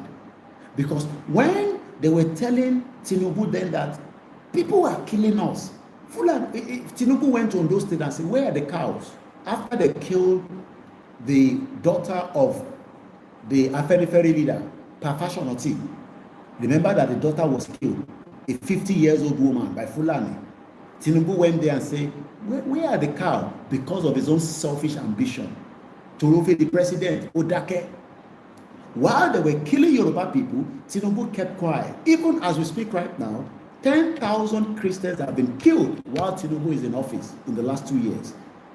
Thousands of Nigerians have been massacred and killed while Tinubu is in office. Now we understand that Tinubu is not in charge of the military. President Bola Ahmed Tinubu is not in charge because tó bá jẹ́ òun ni commander-in-chief, ó gbọ́dọ̀ pàṣẹ kí wọ́n dẹ̀ fi àṣẹ yẹn kọ́ mú bẹ́ẹ̀ pé no Fulani coming into Nigeria, the one in Nigeria, we will neutralize them. Rather, Tinubu is looking like this while many Nigerians have been killed on a daily basis and kidnapped. Are you getting the message now? You that you are against Biafra, you are against independent Middle Belt, you are against independent of country like Yoruba Nation. Ajani Akim, Nigeria has gone already. Ẹlọgbọ́n kan tí bàbá Sokoti sọ. Mo tẹ̀ send the VN yẹn sí yẹn kan ní don't trust Sokoti. Is it about trust Sokoti or the message that he's talking about? Somebody is telling us that we should defend ourselves and sọ pé ká má trust Sokoti. Ṣé yẹn ló yẹ ká gbé dání nísìn? Because Sokoti was not talking like that before. So ó máa ní nǹkan tí bàbá yẹn náà ti rí. His last video that I watched yesterday, he was a bitter man, very upset, very angry. But àwọn ṣì ń try láti tún wà a little bit moderate. Irú èmi ní certain bá ṣe program, mo bẹ́ẹ̀ mi ṣe máa fire up. But he was saying the truth. So tá a bá send àwọn audio bẹ́ẹ̀ yẹn sí yín, ẹ má tún máa ní ṣé ká trust Sokoti. It's not about trusting Sokoti. The message that Sokoti was talking about is what we have been talking about, that Nigeria can no longer protect anybody. It can't protect us. So why do we need a 200 million country that cannot protect us from the invaders of the Fulani that Buhari did on our life? Ẹgbọ́n kan tó lóye Ìgbòho sọ ní bíbá, especially those Yorubas. Ìgbòho ti sọ̀rọ̀ láìpẹ́ yìí. I've read some of your comments, some of you. Ìyá mi fẹ́ agbẹ́milẹ́kẹ̀ ni, but Sokoti has been saying the truth. He's coming out strong now. Even àwọn tó lọ support Tinubu, aṣíwájú Tinubu blogger, gbogbo wọn ti jáde nísìnyí wọn ní no. So tá bá send the message síta, ẹ má ní ká má trust Sokoti. The message tí Sokoti ń sọ lọ́wọ́lọ́wọ́ yìí only more weight, only more important, because everybody has different people that listen to them. Because our ẹlòmíì kò lè stand the presentation mi, and no. We should like Koiki and Tomo lè stand the presentation. Whereas some of you enjoy my presentation, everybody enjoy different. Èmi náà ní sìn mo máa ń wo bàbá gbàgede mọ̀. Bàbá gbàgede mọ̀ gan fúnra rẹ̀ gan nísìn, ó ti bínú dáadáa ju ti tẹ́lẹ̀ lọ. So the reality is getting done on millions of Yoruba people, and we need more Yoruba speakers. Ìyá ìtì mọ́mí ti bá mi sẹ́ni kankan ṣẹ́ ti rí mọ́ màá move ẹ ṣe gbọ́dọ̀ ìyá dáadáa, kò ní bàjẹ́ fún yín, ẹ̀kọ́ àdúró tí ọmọ yín ẹ ṣe gan ni mọ̀. Mo kí gbogbo ẹ̀yin tí ẹ ti náwó sí wa, ẹ̀yin tẹ́ ẹ ti náwó náà ẹ má jẹ́ kó pẹ́, ẹ náwó sí Koikimedia. Mo kí ìyá mi Bọ́lá mo kí yín gbogbo ẹ̀yin tẹ́ ń bẹ ní UK ẹ bá mi gbọ́ wọlé share button ẹ má yẹ kó já wa nìkan 55 ló ń wò 29 ló sì thumbs up ẹ bá mi gbọ́ wọlé ẹ thumbs up ẹ̀yin tẹ́ wà lórí backup channel ẹ̀yin náà lẹ́ni Koiki má máa sọ pé òní ṣe live lórí Koikimedia ibi tá ti ń wọ ẹ̀ nìyẹn kò ṣe máa sọ pé òní ṣe live àwa wá mísẹ́ àwọn kan nìkan ló wá gbádùn ẹ̀ adẹ̀ ti go live lórí 2 channel so tó bá ní ìdòwò sọ fún apò ní ìdòwò ìtàbá ní àfún ẹ tábà nílé ní tábà dé oṣù tó bá sanwó fún àfún ẹ o má sọ fún wa pé orí platform kan ló ti máa ṣe live o mọ̀ pàwọ̀ àgbàlagbà lè máa káàkiri ká máa wọ́ ẹ káàkiri bí ẹṣin níwò lè mọ̀ ẹ má bínú sí wa fún 1 month yẹn a ní ká test ẹ̀ ni àwa rí pé àwọn tíìmù wa nínú ọ̀gá kò wọ́kù àwọn kan ń béèrè yín pé àwọn ò rí Koiki mọ́ àbí Koiki ó ṣe Yorùbá nation mọ́ so what block mi lórí Instagram ni Mr. Abdulrahman èyí tá a ṣe ní my tool Instagram èyí tá a ṣe lọ́sàn-án Instagram yọ ó ní kò bá community standard mo mọ tí mo sọ tí kò bá community standard so we are not on the Instagram so ẹ má bínú but a wà lórí Twitter space mo dẹ̀ wà lórí Twitter mo wà lórí Mixlr ìyẹn dàbí rédíò ni a dẹ̀ wà lórí Facebook I think that is more than enough mo dẹ̀ dáhùn tó ń lo fídíò mi mo rí pé Oòduà TV tí mo ṣe lọ́sàn-án bàbá ti gbé ń tiẹ̀ kò sí tó kàn brother mi mo kí Yorùbá Space TV náà so mo kí àwọn tó ń lo fídíò wa Àjàní ní in fact Koiki worldwide you have tried a lot I ti try until tá a bá gba Yorùbá country wàláì ẹ má tí yìn mí pé a try nígbà tá a bá ti gbalẹ̀ wa ẹ fún mi láwọ́d ẹ fún mi lówó ẹ ra lé fún mi l'Amẹ́ríkà mo ti promise ìyàwó mi pé máa ra lé fún ní London wọ́n kó jẹ́ ká sì struggle délẹ̀ àbí ìgbà yẹn iná wa Koiki ibo ló fẹ́ kára lé sí fún ẹ ní London tí ó ti ṣiṣẹ́ dáadáa ìyàwó ẹ̀ tó tẹ ìlú ẹlẹ́nu rárá ẹ̀hẹ́ máa ti yìn mí rárá nísìn àìtí ṣiṣẹ́ kankan tẹ bá yìn lórí mi a máa wújù bọ̀tà bá kọ̀ ní ìdòwò kẹ support wa ẹ jẹ́ ká dúró lórí Buhari ẹ má yẹ ká kúrò lórí ẹ̀ ẹ jẹ́ ká gbóhun tó lóyè Ìgbòho sọ kí ni ó lè mú lóyè jáde báyìí láti sọ pé báyìí gbóhùn sókè Ìgbòho. òfò nílùú yín bẹ̀yẹn ẹ rọrọ sọ ẹ wá ń parọ́ pé kí Tinubu lọ bá ẹ mú Sunday Igboho ẹ ní sí oríire ọdún mẹ́jọ ni Buhari ò mú Fúlàní kẹkà ṣiṣẹ́ báwọn ti ń dà lórí. ọdún mẹ́jọ ni Buhari lò kò dẹ̀ mú àwọn Fúlàní ṣé rọ́lá ń pa oya ẹtúgbọ́n kan tí màá láfíà sọ níbí báyìí ẹ mọ̀ pé evidence wà but a ti gbàgbé we are only reminding you especially those of you that are still pointing fingers Igboho talks too much Igboho doesn't have respect for elders. I read some of your comments in Yoruba. Be careful because we are talking about people that wants to kill us and our elders refuse to speak up. Igboho no slow down the invasion of the Fulani in Yoruba land. How many people agree with that? Do you know that it was because Igboho stopped it, Buhari, most of Iku Baba Yeye, called me and Igboho to the palace before he died, Oba Okinku Obawajani. And he told us, I was sitting down when the late Alaafin said that Buhari called in. I am not making this up. Buhari called in to pin down Igboho in the palace. I don't think some of you understand what I'm talking about.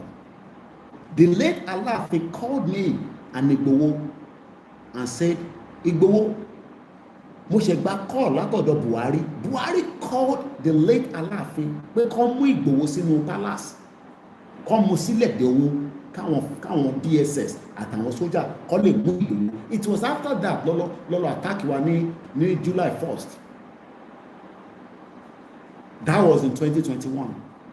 I was still in Nigeria when Alaafin called us.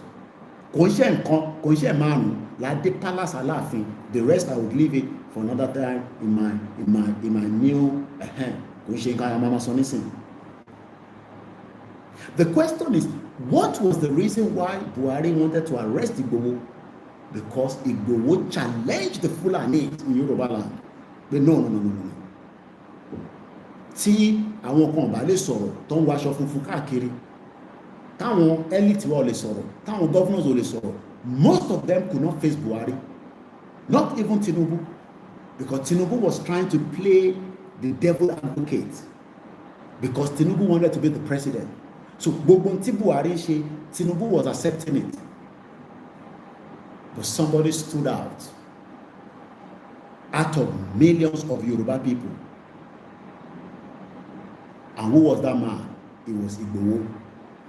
He challenged Buhari indirectly and directly that no, this is not going to be possible. Not on our soil. Bàbá mi, ìyá mi Ramota ni Koiki, olófò ni Buhari, mo fún ní 10 zeros. Kò perform kankan rárá.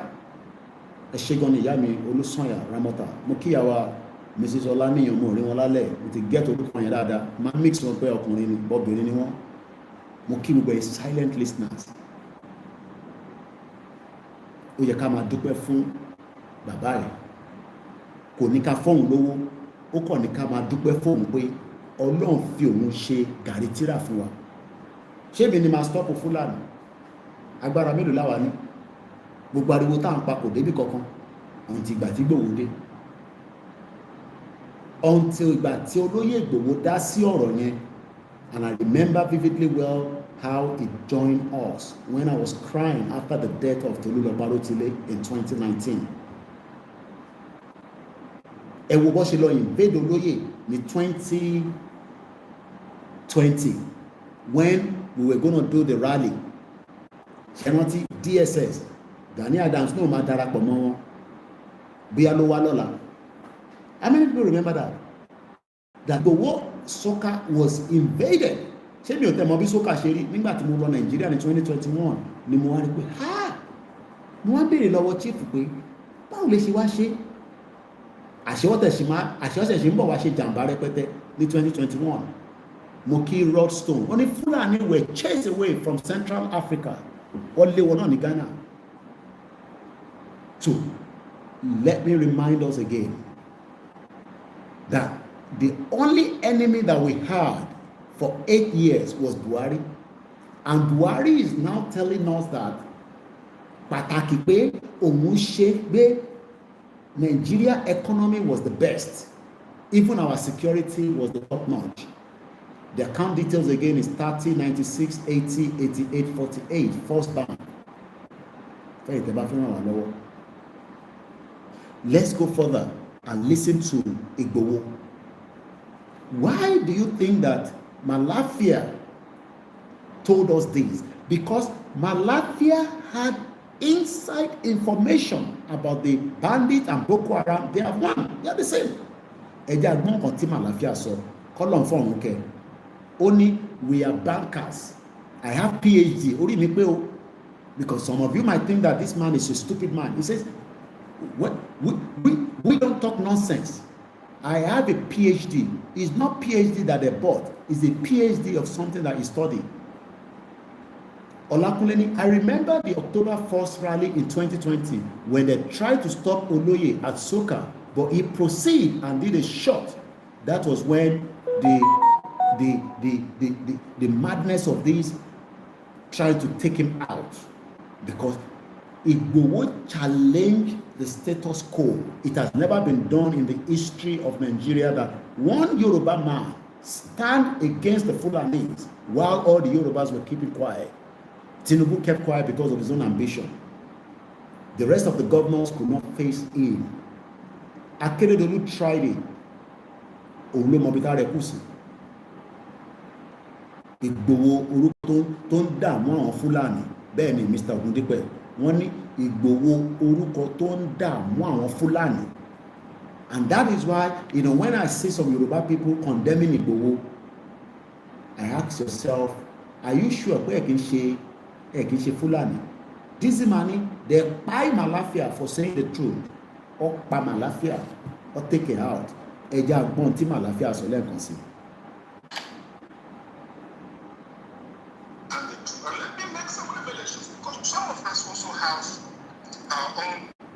Intelligence networks. Okay. I've met with some of the bandits. We have met with some of their high commanders.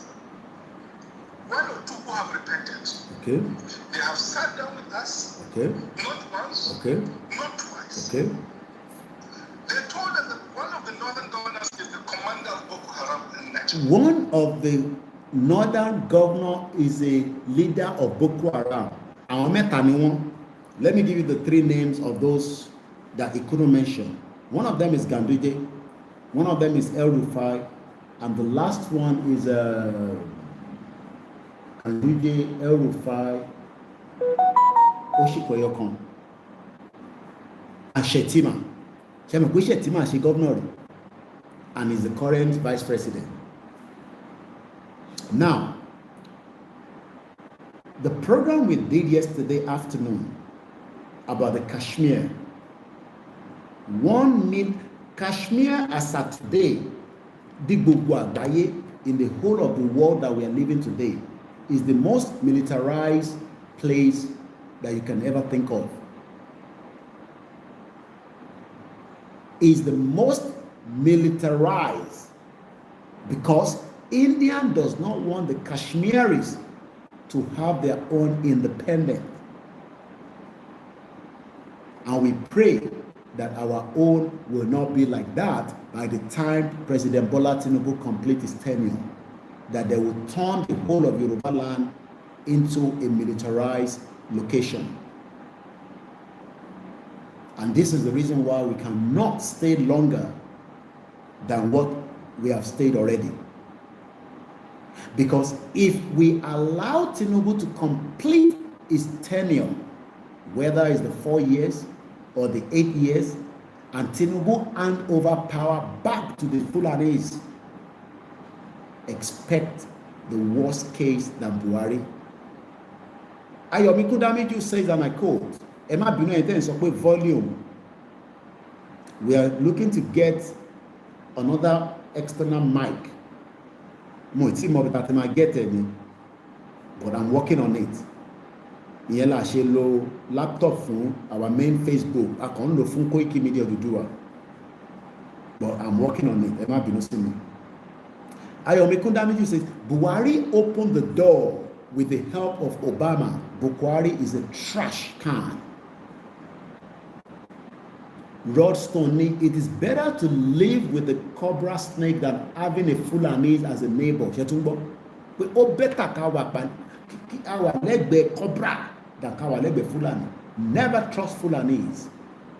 Whether they are town Fulani, they are city Fulani, they are village Fulani, it doesn't matter, they are Fulanis. The bomb bastard.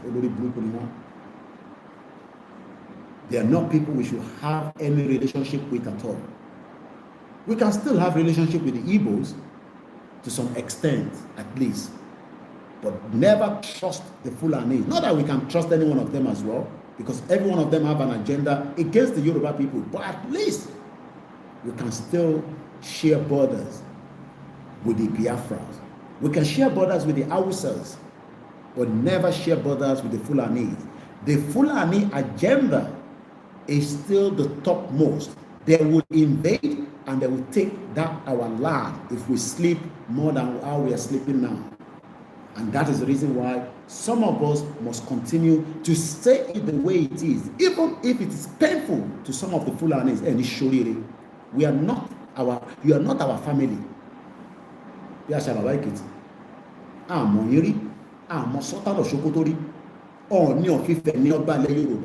we will continue to respect him.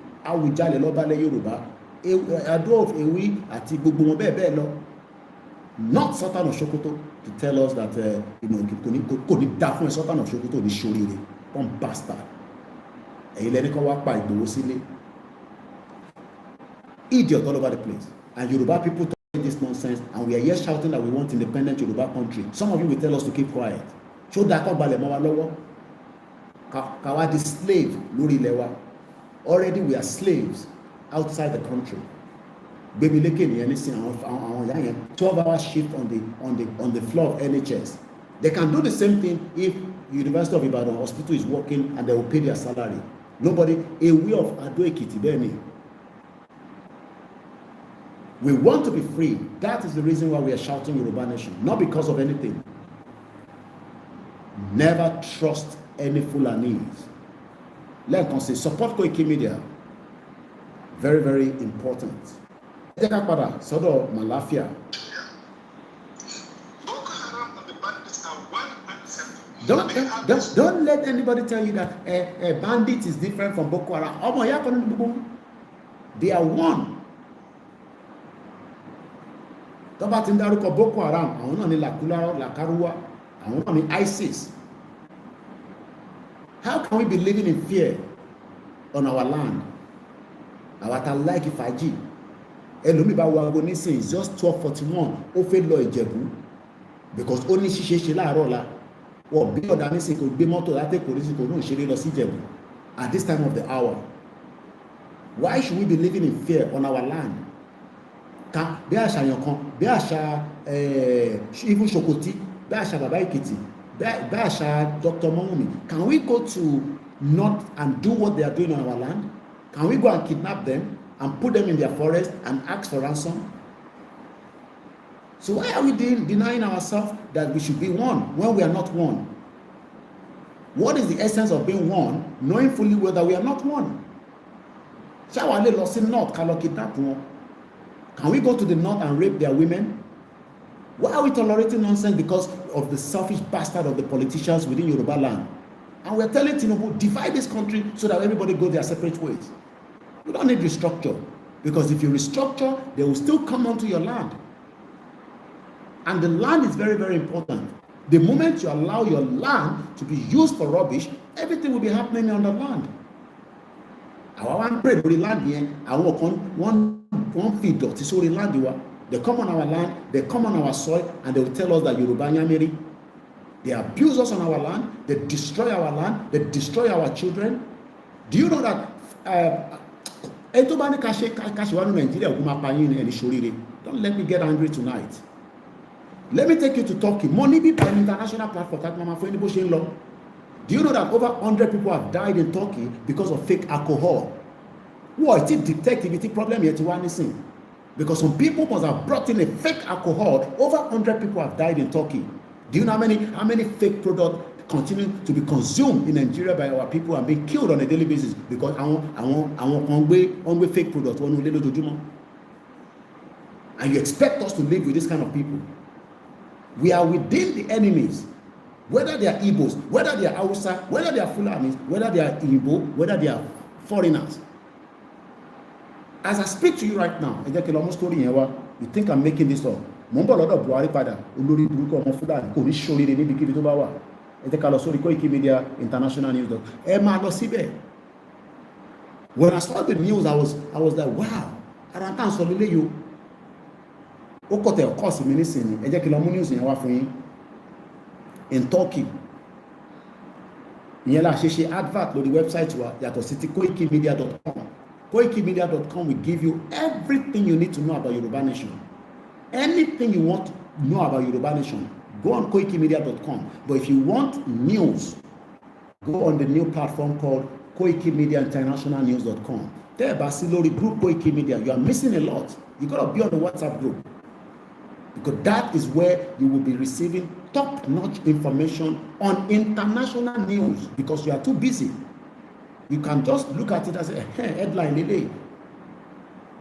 So let me take you to Turkey quickly. More than 100. Do you know the meaning of 100? 1, 2, 3, 4, not 5, not 10. 100 people have died from a bootleg alcohol in Turkey in recent weeks, according to NTV says. Ankara, more than 100 people have died from poisoning by bootleg alcohol in Ankara and Istanbul, NTV reported on Friday in Milano, after authorities warned about the rising sales of illicit booze being passed off as a big name brand. Is that not the same thing that is happening? Are we not seeing the people from the southeast producing fake alcohol, fake whiskey, fake wine, and people are consuming it? That's kidney problem. And you want us to live together as one unity in Nigeria. For where? And we don't consume alcohol. No be with the Yoruba people, they drink alcohol. And olórí burúkú Fulani, àwọn èèyàn alcohol, but they are ready to take alcohol money. Tinubu say let's review this tax. Olórí burúkú ọmọ àlè Jídé Òjítọ́, mo sọ fún yín lánàá. Ó ń show Binigari in Kaduna State. And somebody is asking that, are these people paying tax? All these farmers. Are they paying tax? Because they're saying that, oh, farmer in Bilingari, they are making billions. Obere say calculate how many bag of rice, how many bag of yam, how many bag of kidney. And I was going through the comments. Somebody asking that, are they paying tax to the government?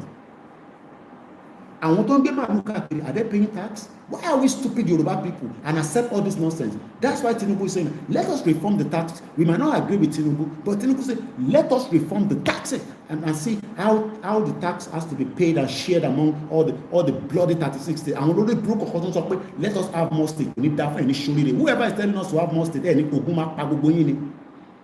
have more states where the 36 states, they cannot even fix your road. They're already proposing more states for Nigeria, another 33 states.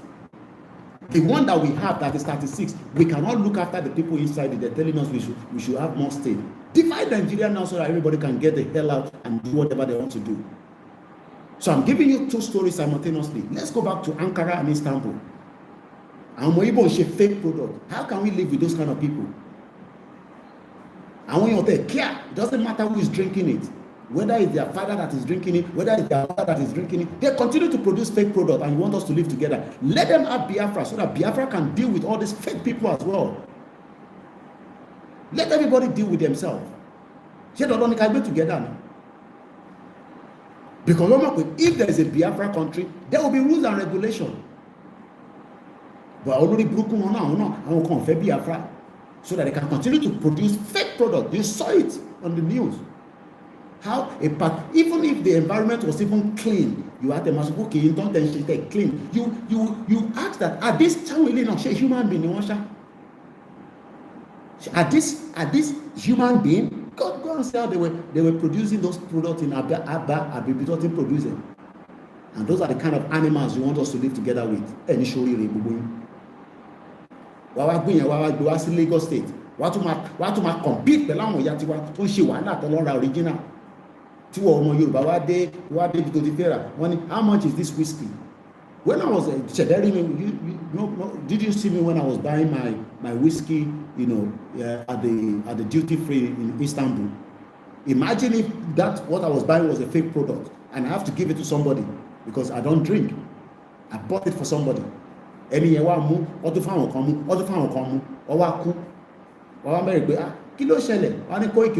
product Istanbul.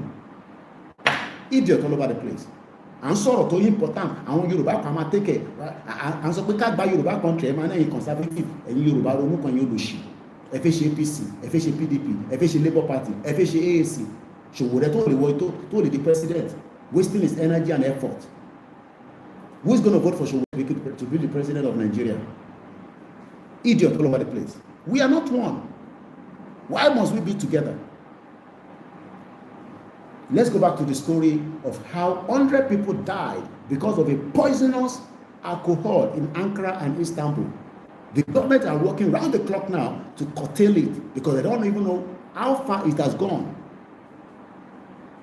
And we are here shouting that we cannot live together. Igbo kì í ṣe Igbo. Agenda Igbo yàtọ̀ sí Yorùbá. Agenda Yorùbá yàtọ̀ sí Hausa. Kólókàlùkù máa lọ rẹ̀. But only Buruku politicians only. They will have birthday party in Abuja. They can't take it to their state in Ekiti State because Roma kò sí títí táwọn èèyàn máa gbàdé bẹ́ẹ̀. Mo kí ìyá mi Ọlájíre Kókà. Ẹ má gbàgbé ìtẹ́tẹ́ donate owó fún wa. Let's go back to Ankara. In Istanbul, imagine 70 people died from the poisonous since January 14. So that means this has been going on since January. So it's not even something that just started yesterday. According to the NTV said, without citing a source, another 33 have died in the capital in Ankara since the start of this year, making 100 people have lost their life because of a fake alcohol. And they still can't trace it. The office of Istanbul governor could not immediately be reached for comment. Another 230 people in the two cities have been hospitalized, making over 330 people have been affected. Our Joko, I'm an affected country. No, we don't want Igbo, but we don't want to break away from Nigeria. So, we can have a Yoruba country and decide who comes in and who does not come in. It's not by force. If you apply for a visa, it's not by force that they have to give you the visa. It's not by force. The price of alcohol beverages has rocketed in recent years due to heavy tax imposed by President Tayyip Erdogan, Islamic-rooted ruling AKP party. So, because of the price of alcohol that has gone up, what do you expect? People start producing fake products and brand it as original. And people consume it. 100 people have died. 230 people have been hospitalized. Alcohol drinks makers have also faced an increase on numerous tax burden and other restrictions. That is an Islamic country. Islam does not allow alcohol. I have been to Turkey, and alcohol is consumed 24/7. Mokia Clement, the Koikimedia. Only please subscribe, smash and share widely. My big brother. No. They know the joke. Now, what Biafra every month I just see donation from him. I think he lives in Netherlands. Only God knows, only God can bless you, because I don't even know you. But I'm sure you just enjoy Koikimedia, that this one, I like people where they talk truth, like Imam Bekano. I'm going to give you my own money every month. Thank you so much to all the Biafra that are supporting this platform as well. We love you so much and we appreciate you. And we can be good neighbors. And we can stop the illegal alcohol produced by the Igbo people if there's a Biafra country. Because I'm sure Biafra country will not tolerate any nonsense like that. Before we go after them, their country, government, we deal with them. Yes, they are business people that don't produce fake products. Is it because of Nigeria that you are producing fake products? When you have a Biafra country, you can then become a big businessman. All these products that we are seeing back and left and all over the place, all over the world, people are producing it, but don't produce fake. Because that's exactly what is happening now in Turkey. A fake product. Do you know that this can affect their tourism? I don't think some of you understand the impact if they don't curb this quickly. Because who's going to travel to a country where alcohol is killing people? That is why. And tourism in Turkey, let me give you the estimate of tourism in Turkey right now. Turkey.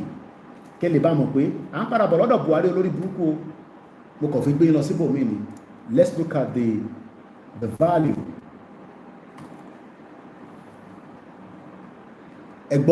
These are the statistics. In 2024, last year, even after the midst of the COVID-19 and all this pandemic, because I remember that we couldn't travel for a very long time. While we couldn't travel all over the world, the Fulanis were coming in on our land.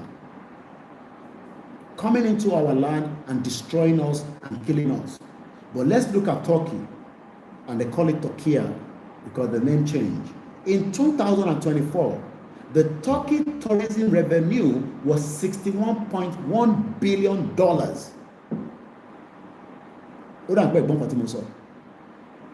The revenue from tourism was $61.1 billion, a record high.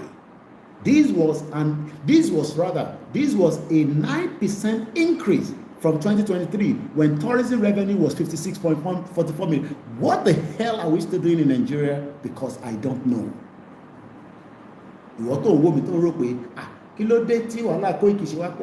It's because we know the importance of when we are running our own independent country. We are not going to be like the Fulani idiot, the Hausa that doesn't have any brain in their head, doesn't know what tourism is all about. You expect people to come to Ekiti Waterfall, when there's no security. James Olajide, wow, Omo, owó nìyẹn Koiki o, gbogbo ẹ̀tẹ́ níṣẹ́, wàá ṣiṣẹ́ ní àfẹ́ bọ́. Àwọn ọ̀tẹ̀ ni wàá ṣiṣẹ́, àwa la máa jẹ́ ẹni tó nílé iṣẹ́. Do you know that when we have an independent Yoruba country, ìwọ náà máa ní iṣẹ́, táwọn èèyàn máa ṣiṣẹ́ lábẹ́, you will have nothing less than 10 staff. whatever job you are doing, whatever business you are doing, because we will be the main people, while people will be báwa náà ṣe ń lọ sí àwọn ìlú yẹn tá a fi lọ ṣiṣẹ́, báwa náà ṣe ń lọ sáwọn ìlú yẹn, people will like to come to our country, apply for our residency, and we are not going to give them full permit pé àfún yín ní ìwé wa. No, we will give you the right to work, but you will have to renew it every year. Ní fún yín ní pálí ìlú wa, because our passport will be very valuable to us. Why do you think it took me 15 years to just get a resident permit in UK? 15 years. 15 years. And because I wanted to do it the right way. If I wanted to go the back door, I would have done it less than that. Ìbí máa kọ́ fún ìbò kan lóyún tèmi ni. Ìgbà mélòó? Adé ṣe registry, àṣe wedding.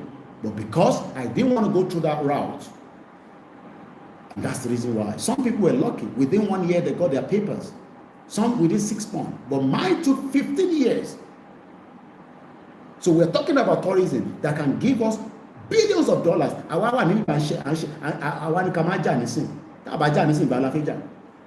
Let's get Yoruba country. Tinubu divide this country so that everybody can go and have peace of mind. I am still in my 40s. Within 1 year, you will not have to go to Dubai. To go and do what? Check ice cream, you will build and build and build. I don't know why we have to keep shouting and telling people that that is the future for us. Let everybody go their separate ways. Divide this country. This country is no longer viable for any one of us. This man says generating 6.1 billion. It's not 6 billion, 61, not 6.1. $61 billion was what Turkey made last year. 9% increase from 2023. 61 billion. Do you know that from that tourism, the government also make money? You make money. Everybody makes money. Soon,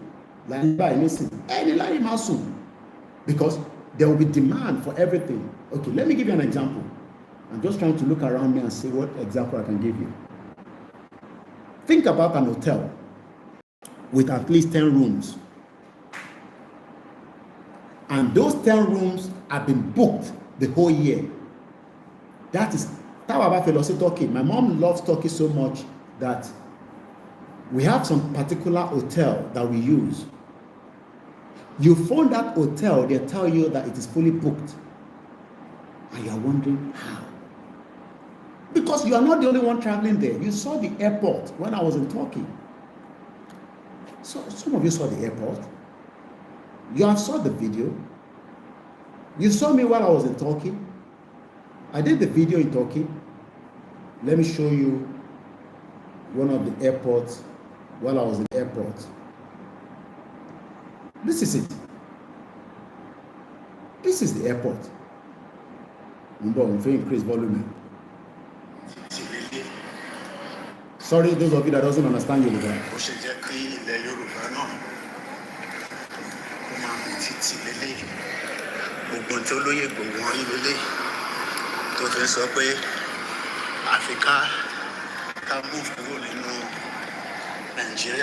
Look at the airport.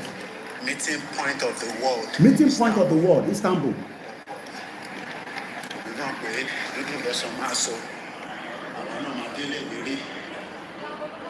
So I don't know Eyomo Yoruba. Ẹ má jẹ́ káwọn Fúlàní kó jẹ́ kí brain wa kó máa ronú bí tiwọn. It is time that we get the hell out of Nigeria. Nigeria has nothing to offer us.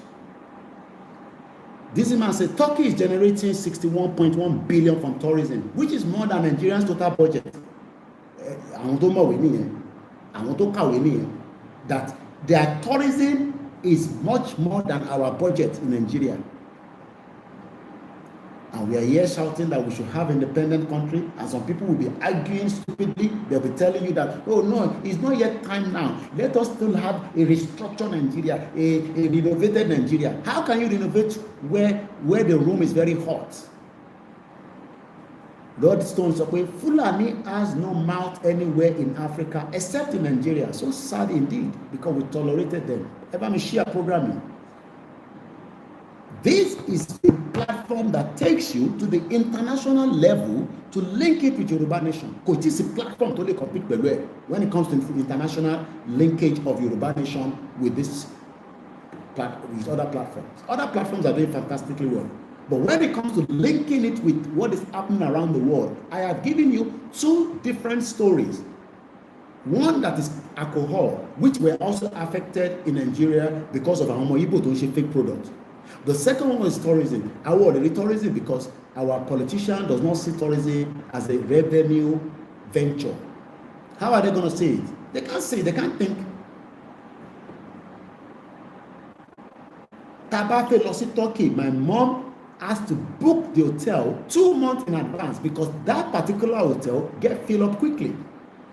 So if you have 10 rooms, like I was saying, actually going to enter in support, no matter how small, let us put it, no matter how small. Go buy the 2,000, we take it. The Baniju Bello, we will take it because everybody's pocket is different. And we are very grateful to those of you that continue to support us. Easy Lobami, no, we don't pay for I want Kinilele. Like if you like.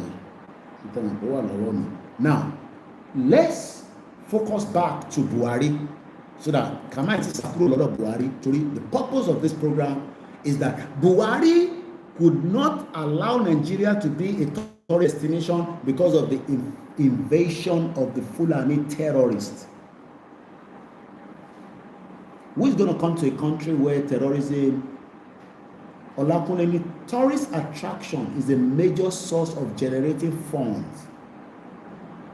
So what to know, if you have just one room, one room, I bet you within 6 months, you will multiply that room to 5 rooms. Because that room, let me tell you how people make money. I mean, as a layman.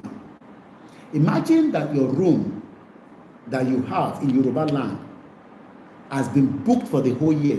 They have paid you in advance. Oh my Lord, because people that are coming are paying money in advance. They are booking your room. They are guaranteed a room book. Talk about that. They must give you enough notice, and you still have to take commission back if they refuse to come to the hotel.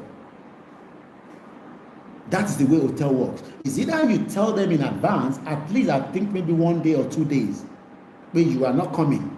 But the fact that they are coming because there is something that they want to come and see in your land, which is your rocks, your river, your weather, your food, your culture. All these things are people that wants to come and see it. I want to come and hiking. How many people know about hiking? People that hike, they go all over in the forest.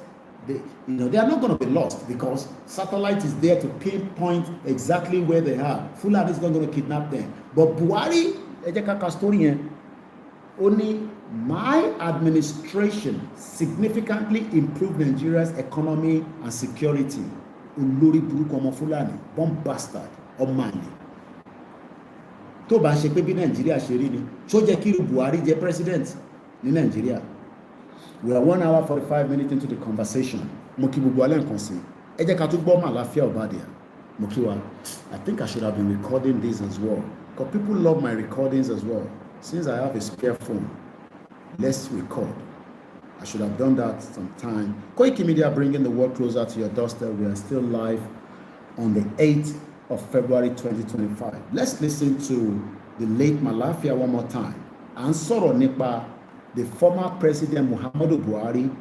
Only my administration significantly, pàtàkì, improved Nigeria economy and security. Buhari don't sọ bẹ́ẹ̀ níbi birthday Dr. Kayode Fayemi tó ṣe l'Abuja tó lè ṣe l'Ekiti. Mo wá ń bi gbogbo ọmọ Yorùbá tó bá láǹfààní àti máa gbọ́ ohun mi pé ṣé tòótọ́ ni Buhari ó ṣe pàtàkì nínú economy Nigeria àti security fún ọdún mẹ́jọ. Ẹ jọ̀ọ́ tẹ́ bá rí voice note yìí, ẹ tó bá jẹ́ kó ṣe dáadáa ẹ jẹ́ ká mọ̀. Tó bá dẹ̀ pé kò ṣe dáadáa, kí ló dé tẹ́ ṣe rò pé kò ṣe dáadáa? Torí pé Buhari ló ń sọ bẹ́ẹ̀. Ó ní kí gbogbo yín kẹ́ shut up. ó ní kẹyẹ pariwo, ó nígbà tó ń wà lórí oyè òun gbìyànjú tó pọ̀ jù, òun make sure pé economy Nàìjíríà ó ṣiṣẹ́ takuntakun. Àwa ń wo ṣé tòótọ́ nàbí rọ́, ẹja gbọ́n tí Màláfíà sọ nípa Buhari.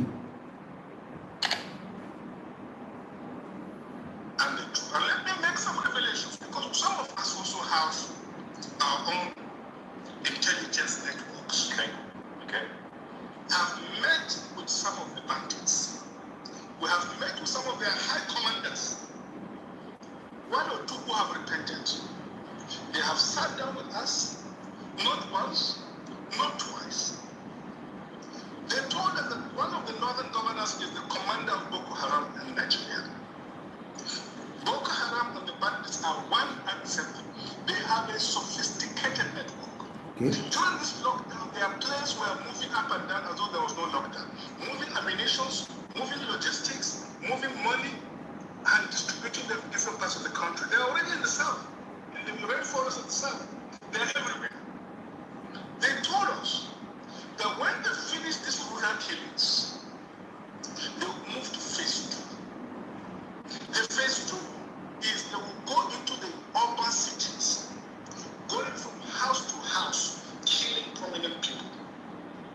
I can tell you, this is the game plan. By 2022, they want to start a civil war in Nigeria. Don't joke with what I'm saying. I have a PhD from Oxford University. I'm a central banker. We don't talk nonsense. So don't joke with what I'm telling you. I have this from the highest possible authority, higher authority of some of the commanders of the killers and Boko Haram. You said northern governors, past or present, Dr. Balai? No, current. No, they said one of them is the... Now, was this the reason why the late Malafia was killed by Buhari and the Fulanis? For the fact that he has it on the highest credible that during the lockdown tó ti gbogbo amọ́lé, èyí tí ẹ bá rántí nígbà COVID-19, kódà Lagos State Governor níjọ́ náà òun náà pariwo pé báwo la ṣe lè ti bọ́dà káwọn kan wọlé pẹ̀lú Dangote truck. Ṣé gbogbo ọmọ Yorùbá rántí ní 2019? Now ẹ jẹ́ ká wá gbọ́n tí bàbá wa Olóyè Ìgbòho náà sọ ní bíbá, especially fẹ́yìn ọmọ Yorùbá tẹ́ ń gbàdúrà pé kọ́nà jẹ́ kọ́ rí Olóyè Ìgbòho mú, ẹgbọ́n tó lóye sọ ní bíbá. Olórí burúkú Gúnmi tí ó ṣòfò àti ìdókòwò ẹni méjì àlà tí ń kó bọ̀ tó ń kó bọ̀ kúkú kiri tó ń pààyàn tó ń kidnap yẹn tó ń ṣe òfò nílùú yín bẹ̀yẹn ẹ rọ̀rọ̀ sọ ẹ wá ń parọ́ pé kí Tinubu lọ́ba ẹ mú Sunday Igboho ẹ̀rí sí oríire. Ọdún mẹ́jọ ni Buhari ò mú Fúlàní kankan ṣiṣẹ́ báwọn ti ń dàrú rí èmi àti Kanu lórí kan lọ pa ọdún mẹ́jọ ẹnì kankan ló dúró gbẹ̀yìn tẹ́ sọ̀rọ̀ gbẹ̀yìn ló dúró àtọ́lódúkú tó pẹ̀rẹ̀ ní jẹnẹra kí ló pẹ̀rẹ̀ tó wọ agbádá òfò tí ń dárúkọ mi yẹn ọ̀n dárúkọ tèmi nípò jìjì ní ọ̀pá wọn tó ń dárúkọ mi pé kí Tinubu mú mi yẹn nípò jìjì ní ọ̀pá wọn Haúsá Fúlàní tó dárúkọ mi ò ní sí rí àwọn ọ̀rẹ́ ní kéde kí ni tiẹ̀ kílódé mi àti ẹ̀kọ́ ṣé Fúlàní ṣé mi jẹ́ Fúlàní tó ìgbìmọ̀ kọ́lá ní Yorùbá ní mìíràn kílódé ó lè mọ́ ó ṣe sọ pé kí Buhari ó mú kún mi nígbà yẹn ó sì sọ pé kí Buhari ó mú kún mi ó mú lèyí tí aláwọ̀ ní tẹ́jọ́ sórí kútẹ́ gbogbo ìyàgìrì bẹ̀yẹn báyìí ẹ wá ń sọ pé kí Tinubu báyìí mú mi ẹni bẹ́ẹ̀ ti yà wẹ̀rẹ̀ ọdún mẹ́jọ ní Buhari lò kò mú Fúlàní kankan ò dìde ní north ó sọ̀rọ̀ pé ohun tí Buhari ṣe ọ̀dà kọ̀sẹ́nì kankan tó sọ̀rọ̀ náà yìí ẹ̀yin olórí burúkú yìí ẹni sí oríire nípò jìnnà pàgọ́ ẹ̀ tẹ́ sọ pé kí Tinubu mú mi ẹni sí oríire ẹ̀yin olórí burúkú ọ̀rọ̀ ń bọ̀ létí ẹ̀sìn olùgbẹ̀gbẹ̀ olólùfẹ́ mi lórí ti ọdún. Òun lẹ gbọ́ tí bàbá wa ọmọ Adéyẹmọ tó sọ̀rọ̀ tó ní Buhari tó wá ń sọ fáwọn adésìn pé nígbà tó ń wà lórí oyè o kódà ilé ayé rọrùn fún gbogbo ọmọ Yorùbá. Àwọn ní ṣé Buhari tàná tó ń ṣèjọba nígbà military tó kidnap èèyàn ní London, tó kidnap Nnamdi Kanu ní Kenya, tó pa 29,000 ọmọ Yorùbá ní Buhari pa. 29,000 ọmọ Yorùbá ní President Muhammadu Buhari àtàwọn ẹmẹ̀wẹ̀ lọ́pa. Buhari ọ̀hún ló wá ń sọ fún wa pé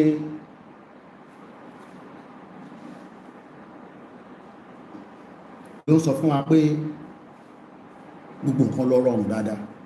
Mo wá ń bi wá nísìn pé ṣé Buhari rò pé àwa gbàgbé ni àbí ó rò pé òmùgọ̀ làwọn ọmọ Yorùbá after tí Buhari ṣe jàǹbá fún ẹkọ́nọ́mì ilẹ̀ Yorùbá. Ó ti bọ́dà wọn wá, ẹ ti gbàgbé that Buhari locked the border. Ó ní kọ́ má ṣe border south west, especially àwa àti Benin Republic, knowing fully well pé Benin neighbor wa ni wọ́n, ọmọ ìyá kan náà ni wá. Ẹ ti gbàgbé that President Buhari olórí burúkú Fulani locked the Yoruba borders and opened the border in the north for the influx of the Fulani jihadis. Ẹ jẹ́ ká ka ntí Vanguard newspaper sọ.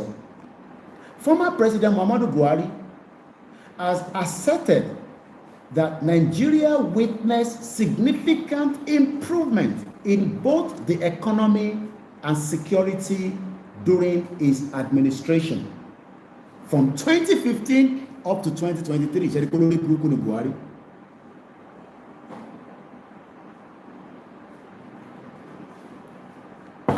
Ó ràn pa àwọn èèyàn gbọ́n tí mo sọ mọ́. President Buhari the Fulani Man from Niger telling us, the Yorubas and Nigerians, that during his time in office from 2015, kò tẹ̀ mú ní kékeré, only from 2015 to 2023, there was improvement in economy and security during his administration. I am asking you, ṣé bẹ́ẹ̀ náà lórí? Ṣé bẹ́ẹ̀ lórí ni àbí nǹkan míì wà ń bẹ̀? And these are the reason why we are saying a lè wà pẹ̀lú àwọn tí wọ́n ń gbé wa lọ sí ibi tá a mọ̀. It is high time that we say we cut off from Nigeria. President Bola Ahmed Tinubu, divide Nigeria now. Àjọṣepọ̀ àwa àti Nigeria kò dán mọ́rán mọ́. Because if Buhari is still saying what he's saying, it shows that their thinking is still the same. And that is why in 1,000 years, we cannot live with the Fulanis. Ṣé rántí àwọn tí wọ́n kó sínú military tó ń bèrè pé which local government? Tom, ẹ ti gbàgbé. Let's go further. Buhari made the remarks on Wednesday this week while receiving members of the Katsina State Correspondent Chapel of the Nigerian Union of Journalists at his own country in Daura. Okay, Daura ló ti sọ̀rọ̀, okay? Mo tẹ̀rọ pé birthday Fayemi ló ti sọ̀rọ̀. All right, still the same, kò matter. Recalling the challenges he inherited, Buhari náà máa náà wọ́n inherit challenges látọ̀dọ̀ Jonathan olórí burúkú. Upon assuming office, Buhari said the country was grappling with a dire economic crisis and a severe security threat, including widespread terrorist activities. Ṣé kó lórí burúkú ni Buhari? Buhari sọ fún wa pé nígbà tó ń wọrí oyè ní 2015, terrorists wà káàkiri gbogbo Nàìjíríà. Ó ti gbàgbé pé òun lòún ṣí bọ́dà tí terrorists fi wọlé rẹpẹtẹ. However, he maintained ó nígbà tóun máa fi ṣetán ní May 2023 kóun tó gbéjọba fún President Bola Tinubu, ó ní gbogbo nǹkan ti bẹ́tà. Ó ní sókè má blame òun fún any terrorist tó wà ní Nàìjíríà nísìn àti economy Nàìjíríà, ó ní kẹ́ lọ blame Tinubu. Ó ní by the time he maintained, ó dúró lórí òtítọ́ tiẹ̀ pé òun kọ́ lè máa mú, òun kọ́ lòun wà responsible pé dọ́là lọ sókè, Fúlàní pa yín, wọ́n jí yín gbé. Buhari ní ẹ má mú òun, ẹni tó wà lórí oyè tó ń pè ní Tinubu òun ní kẹfà lẹ́gbọ̀n. Mo ní Buhari, ṣé Buhari ti eléyìí tá mọ̀ àbí ìta mọ̀? Ṣé Buhari tèmi àbí ìta mọ̀? However, he maintained that by the time he left office in May 2023, Nigeria was a better state both economically and in terms of security. Is that so? Is that how you feel? as Nigerians, that Buhari is telling us that before he left office of his administration, everything was working. Only I inherited an economy in crisis and a country plagued by insecurity. But by the time I left office, Nigeria had witnessed significant improvement in this critical area. Buhari noted. Olórí burúkú Fulani. Buhari náà máa ń sọ̀rọ̀. Buhari the Fulani man tó ní kú síbi táṣọ ẹ wà. Bomb bastard ọmọ àlè. Kò ṣẹ́jú ẹ̀ ṣèbí Tinubu ló lọ fẹ̀lẹ́ pọ̀ wá. Tó sọ pé ó ṣèkíní ó lulẹ̀. Ó ṣèkejì ó lulẹ̀. Ó ṣèkẹta ó lulẹ̀ ló sọ pé ọ̀dẹ̀ ní ẹ̀ Buhari. Òun máa kọ́kọ́ bá àwọn ọmọ Yorùbá sọ̀rọ̀ to accept you to become the president. The former leader expressed confidence in the country trajectory. Ṣẹ̀rí òyìnbó trajectory yẹn olórí burúkú gbogbo wọn ló máa ń lò. Don't be deceived by that word trajectory. The meaning of that word I'll tell you now. When they tell you that Nigeria is Trajectory. Tango, Romeo, Alpha, Juliet, Echo, Charlie, Tango, Oscar, Romeo, Yankee. The word Trajectory. the path followed by projectile, flying of an object, moving under the action of given force. Or, if somebody asks again the meaning of Trajectory. the curve that a body such as planet or comet in its orbit or a rock described in the space. And when the word trajectory means in life, life is a journey where each stage of life impacts the other, and different life experience bring us closer or further away from our good life. There will never be good life in Nigeria. So do not be deceived by that word as it was used by Olórí Burúkú Buhari that expressed confidence in the country trajectory. There will never be any confidence in the trajectory of Nigeria, because Nigeria is a bomb bastard. Ìlú tó ní ṣiṣẹ́ ni, created by the white people for their benefit alone, and their benefit alone, not for the benefit of the indigenous people. And that is why we are saying to President Bola Tinubu, divide this massive country before it goes into chaos. 29,000 people was killed by Buhari, and yet he still have the audacity. And Buhari should be locked up in the prison while he's continuing to be investigated, just as Emefiele is in the prison. But Tinubu only balls. Do you know that there's a country, I think in South Asia, they've just impeached their vice president. To buy a Tinubu ni balls ni, Buhari should be in prison right now. But because Buhari was operating the same level like Emefiele and many of them, like Issa Patami, the Minister for Communication. Why do you forget all these things? Issa Patami. Where is Nigerian Air? The plane coming from Addis Ababa. Put it in Nigerian Air is all lies. I don't know why Tinubu is not locking every one of them up. You can see that you will just be talking. That is the reason why we got to prepare for the outcome of what is going to be given to us very soon. Buhari officially handed power to his successor, President Bola Tinubu, also of the APC, on May 29, 2023. And you can see the damage and the pain that everybody has to go through because of his nonsense system. And let me remind you again, let's take you back again quickly, because we are forgetful people. Let me remind you how many of us were crying that this country is not going to work. And we have said it again and again, that Tinubu is a weak element. And that is why he's not reacting to the Sharia law, because of his own ambition again in 2027. While the Yoruba people are crying out for the Sharia law, President Tinubu has kept mute because he's a weak element. Listen to this guy. Weak element in the Yoruba war. These are the weak element they want to use to be able to push the Islamic agenda. People have been telling you that Islamic agenda is a lie. No, it's true. I can tell you that I was born a Muslim. My people have been Muslim since the 7th century. I'm a Madinga. And we have been Muslim. There is nobody in my ethnic group who is Christian. All my people have been Muslim. And I studied Islam in northern Nigeria. And I'm telling you, the agenda is to push that country toward Islamic agenda or destroy it completely. So to your question, I will tell you that Nigeria does not have a bright future for now. Okay. It doesn't have a bright future for now. The elements that are in the north, and most of them are receiving grants. Some of them even in university, they are getting grants from this Qatar, and all the extreme Islamic group are giving them money. And they are building, their power is increasing day by day in the political system.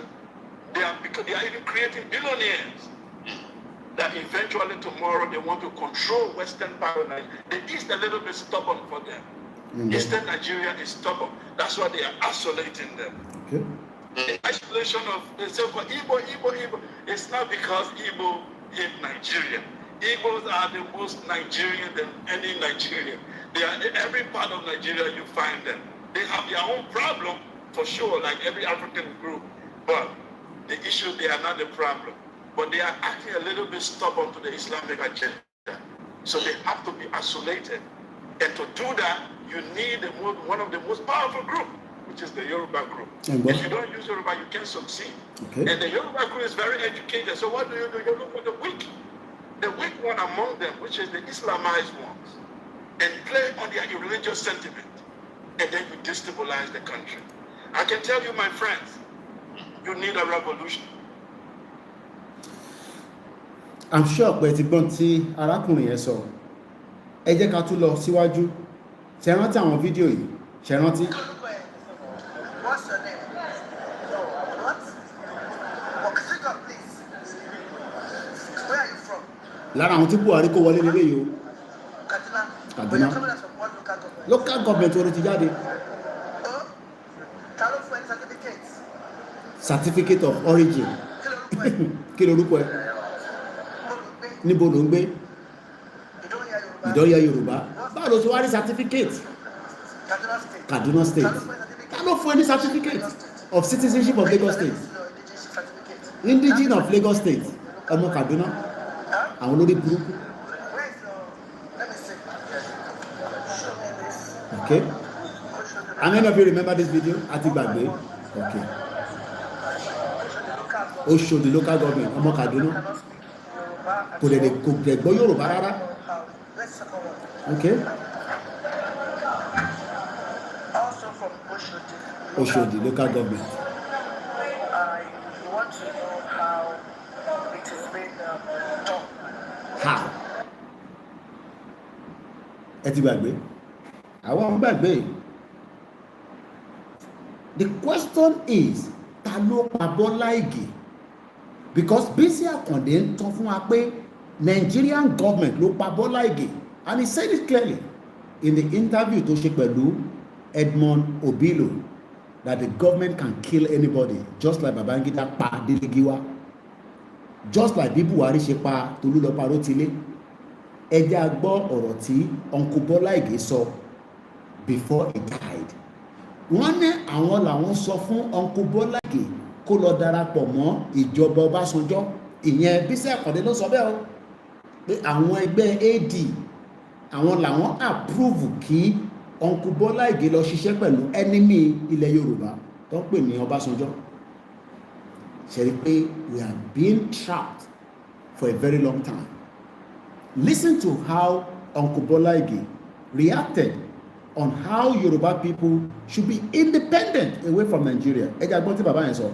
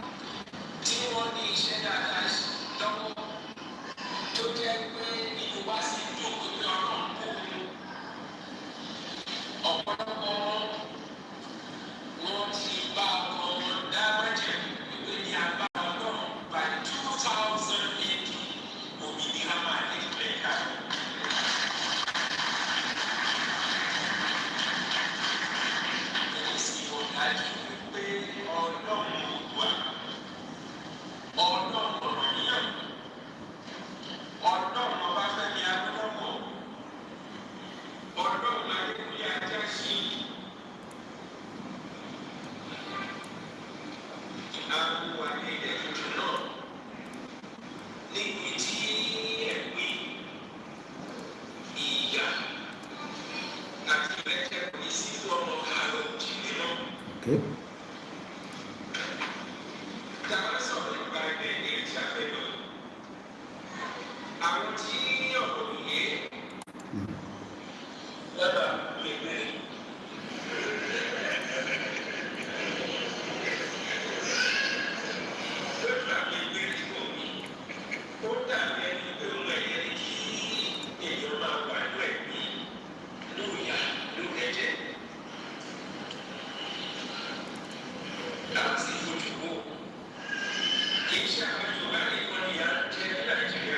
Okay.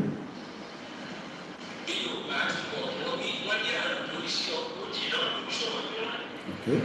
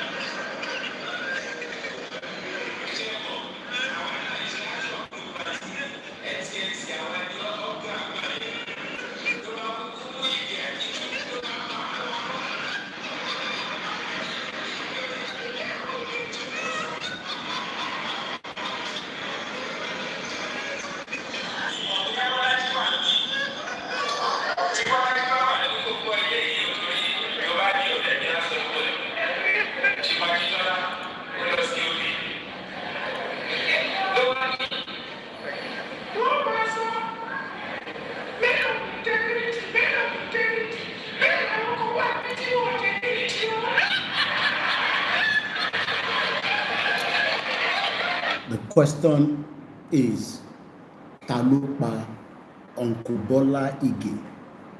Bísí Àkàndé ní àwọn kankan wà tóun mọ̀ tóun ò ní sọ, but pé gọ́ọ̀mẹ̀ntì ló pa Bọ́lá Ìgè. Àwọn bàbá yìí wọ́n ti bàyé jẹ́.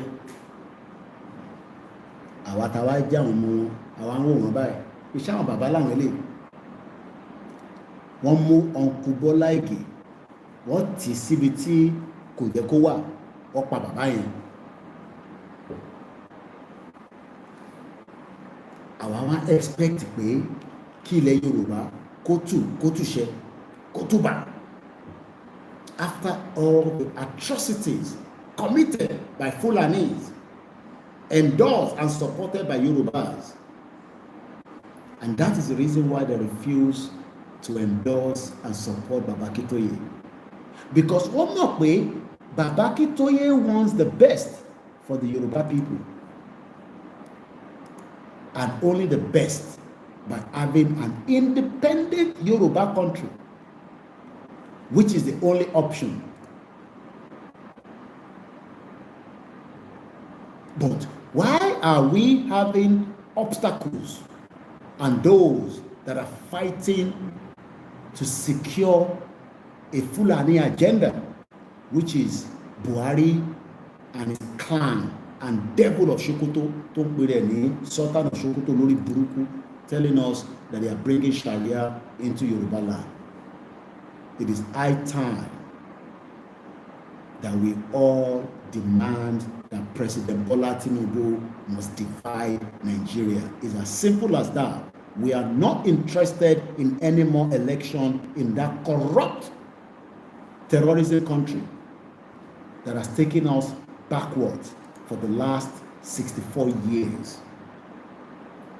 We are fed up and tired of being part of a system that is deliberately put to keep us below par. Home and abroad. We are Kuroju. We are on the right track, and we will continue to use our mouth to shout because we don't have the weapon to fight. But these, our sharp mouths, will not stop reminding people of the atrocities committed. And I'm trying to see if I can pull up what Babakitoye said when we sent a letter to Olori Buhari to remind him of the death of millions of thousands of Yoruba people and millions of people that were destroyed in terms of economic and insecurity. Many Yoruba people can no longer reach out to their farms because Buhari destroyed everything. And the only way we can fight back is to demand the dissolution and the breakup of Nigeria so that the indigenous people can return back to where they are before the fraudulent white British brought in their amalgamation on us, because Akinshi Nigerians, and God never created Nigeria. White man created Nigeria, not God. No Jesus Christ created Nigeria. No Muhammad, no tradition created Nigeria. Nigeria was created and put together for a business purpose. And they are not going to let it go if we do not fight back. So let's take you straight, if I can find those documents. I believe, if not on this laptop, I will have to go on my email. But let me remind us again that it is not just by calling for Yoruba Nation, it is by putting it in action. We are not going to destroy Yoruba land because we want Yoruba country. But we will protect Yoruba land and chase out those that should not be there, especially the Fulani terrorists, because they are not part of Yoruba people. They are not criminals. They are full-blown terrorists. And America killed terrorists, and we expect that our government of Southwest, especially our governors, should be doing the same thing, to kill any terrorists within Yoruba land and not give them the space to breathe. But rather, they are all camping different women in different hotels in Abuja right now and doing rubbish, while thousands of Yoruba people are sleeping in darkness. We can no longer continue in that direction. So let's go and look for the letter, either the one we sent to Tinubu as a reminder, or the one that we sent to Olori Muhammadu Buhari while he was in office, to remind him of how his people are killing us. But he refused to reply our letter because Olori Buruku. You think Buhari was stupid? Buhari was not stupid. He knew what he was doing, and I think I found the letter because I normally email myself, and I believe this was sent to myself in 2022, August 16, precisely at 4:35 p.m. These are all the archives that we are preparing by the time I'll be writing my book in the near future, so that we don't lose anything. If I don't have the hard copy, I'll go back to my email. This was the letter that Yoruba Self-Determination wrote to Olori Buhari in 2022, especially those of you that keep saying, oh, do it the needful way. No, we have been doing it the needful way. But a Fulani man will never answer you, because they don't expect to answer you, because they are violent people. Yoruba people are not violent people, and we remain non-violent, and we will continue to dialogue, but we are not stupid. It's going to be in English.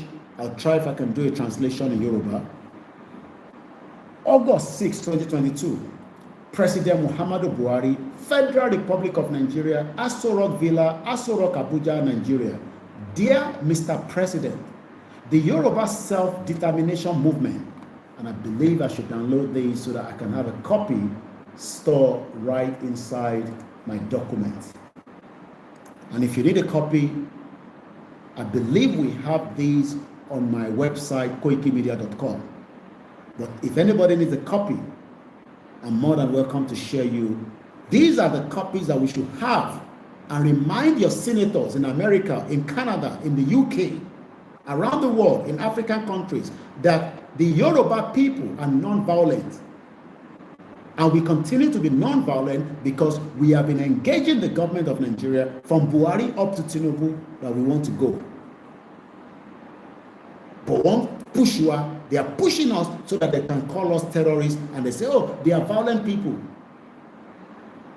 This was 3 years ago. At least 2.5 years ago, if we calculate that it is not yet August 2025. So precisely 2 years ago, we have been engaging. Nobody has asked anybody to kill anybody, and nobody has asked anybody to destroy anything within Yoruba land or within Nigeria, because we are not people like that under the leadership of Professor Akitoye. But Emma report we are Montaleshe. Taban Shebai is because we want the international community to know that this is the federal government of Nigeria that is pushing us against our will and wish. So when we call for rally, everybody must come out to demand our right to self-determination. So let's read further, and I'll see if we can post these straight into the Facebook. I don't know how it's going to happen because it's about 18 pages, but let's read it. Emma Konju and good night. But we are in a very dear situation right now. And it is important to remind ourselves that if we do not get the hell out of Nigeria, we will be militarized more than Kashmir today. Dear Mr. President, the Yoruba Self-Determination Movement, YSDM, respectively write this letter to you for and on behalf of the indigenous Yoruba people of the southwest of Nigeria, inclusive of the Yoruba citizens of the 6th state of Yoruba South Zone, Ekiti, Lagos, Ogun, Ondo, Osun, Oyo State, and the Yoruba citizens of part of Kogi, Kwara, Delta State, all south of the middle Niger River in Nigeria. The Yoruba Self-Determination Movement is a movement comprising well over 100 Yoruba self-determination organizations based at home and in the Yoruba homeland in Nigeria and abroad in most countries of the world. The Yoruba Self-Determination Movement collaborates with said many Yoruba self-determination organizations in the highest service of the Yoruba self-determination agitation and struggle. Mr. President, the Yoruba Self-Determination Movement now serves you a notice of the decision of the Yoruba people to accept their right to self-determination, which right of self-determination is an inalienable and unquestionable right of every indigenous nation in the world, and which right is enriched in many international instruments that provide for the system of order of the modern world. Upon accepting this right of self-determination, we, Yoruba nation, shall be free to determine our political status, pursue our economic, social, and cultural development according to policies chosen independently by us, and to live under the government independently chosen and ordered by us. In short, in light of the worsened and painful plight of our Yoruba people in Nigeria, as detailed below, an overwhelmed majority of the coalition of Nigeria's social, cultural, community, and non-governmental organizations have resolved to pursue self-determination for a sovereign Yoruba nation. In further pursuit of the decision, over 5 million members of the Yoruba adult population have within a short time signed the petition to affirm without equivocation their support for creating an independent Yoruba nation state. Consequently, Mr. President, this letter on behalf of all our Yoruba people, number one, formally gives you notice of the decision of the overwhelming majority of our Yoruba nation and people to exercise our right to self-determination, to have our independent and sovereign country from the country of Nigeria. Formally informs you that we desire to commence this process of self-determination officially as to establish our independent and sovereign country as soon as possible, hopefully in a constructive dialogue with the government of Nigeria. Number 3, the Yoruba self-determination movement is committed to a peaceful approach to achieving our objectives through negotiation with the government of Nigeria. We hope this process will lead to the establishment of a sovereign Yoruba nation state expeditiously and lead to a mutually agreed and peaceful outcome. Mr. President, we Yoruba have taken our time to consider various options available to us as a civilized people in today's civilized world. We have arrived at the most reasonable conclusion and the most sustainable option in the best interest of our people. Throughout the past 60 years of independent Nigeria, we Yoruba, having attained to a considerable high level of modern education and other modern development than all other black African nations before the coming of European colonialism and the amalgamation of hundreds of people to form the country of Nigeria, have patriotically and consistently made positive effort to impact the lives of the other nationalities of Nigeria with our high standards.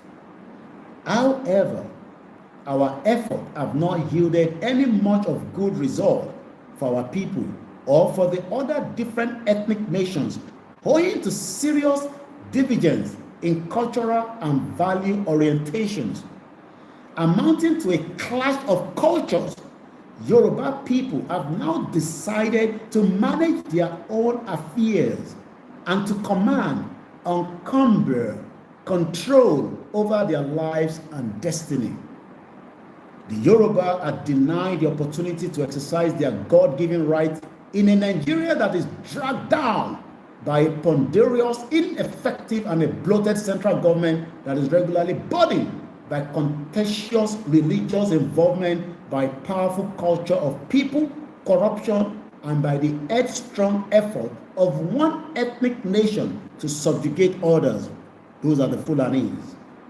Mr. President, you might be aware, given your military service history, that in a memo in the early February 1969,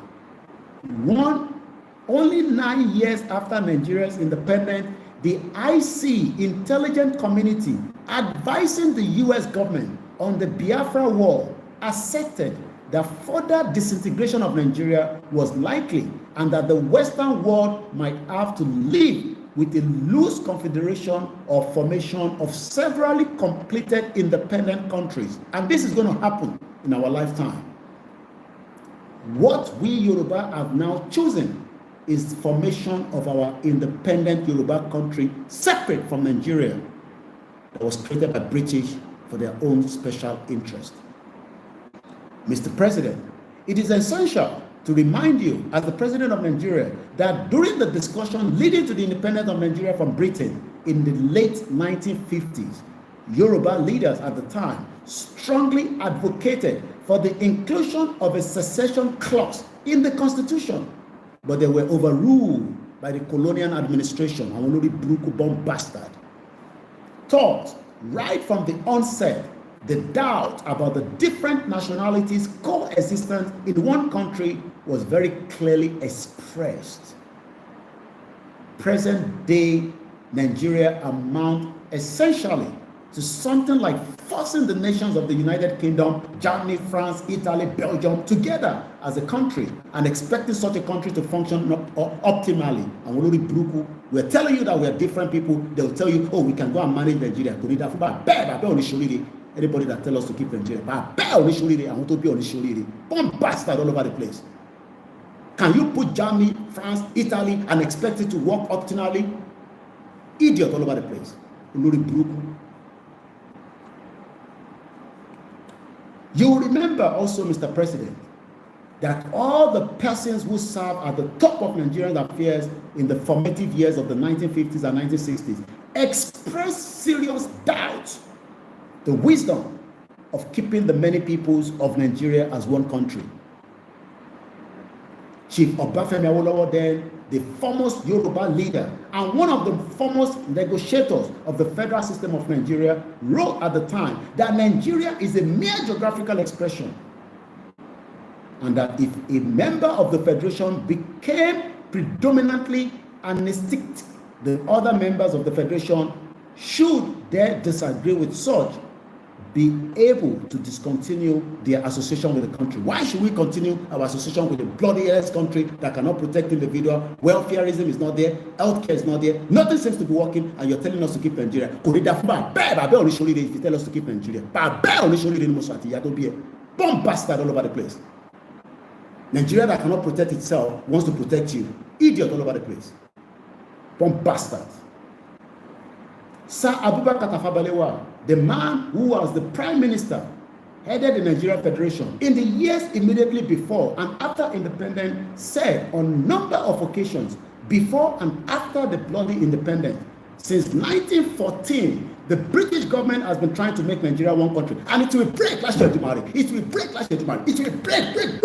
If it has to be war, it will be war.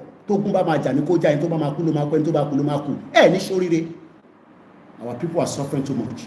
Bomb bastard. If some of us can travel out of the country, not everybody can have access to travel. It no go better for your papa and your mama if you tell us to pray for Nigeria. Any church that says we should pray for Nigeria, it no go better for that pastor. It no go better for that imam. Any shoriri. Bomb bastard. Let anybody tell us to pray for Nigeria. It no go better for that pastor, that imam. Any shoriri. Idiot all over the place. Suffering all over people all over the place. You'll be watching people all over the TV and they'll be sweating in their house because there's no air condition. Saudi Arabia, Dubai, idiot all over the place. Prepare your mind and your body and spirit, Yoruba people. Prepare your mind and your body for what is about to happen. Idiot all over the place.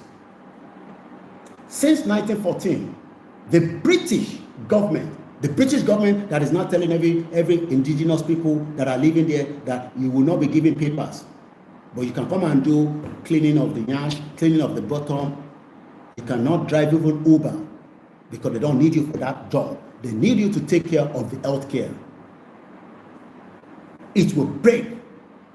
If Baba Adeboye lies, let him go spiritual wise, Nigeria will break. I have told you that. It will break in our lifetime. And this year, there will be a push. Since 1914, the British government has been trying. That's why this bastard and only British will be telling us, oh, by 2075, do you know what 2075 means? I will be in my 90 years old. That Nigeria will be a great place. David Lammy is telling us. Why should we trust David Lammy when we cannot trust what they did to us in 1914? Why should we trust them now? Oh, because they are white people. But won't she white now? She be black Caribbean. Black Caribbean now.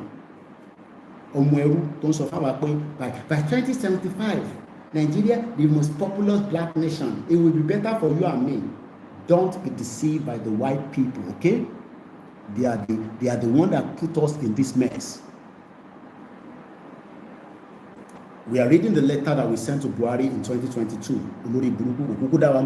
Bomb bastard. Since 1914, the British government has been trying to make Nigeria into one country. They have been trying to make Nigeria into one country.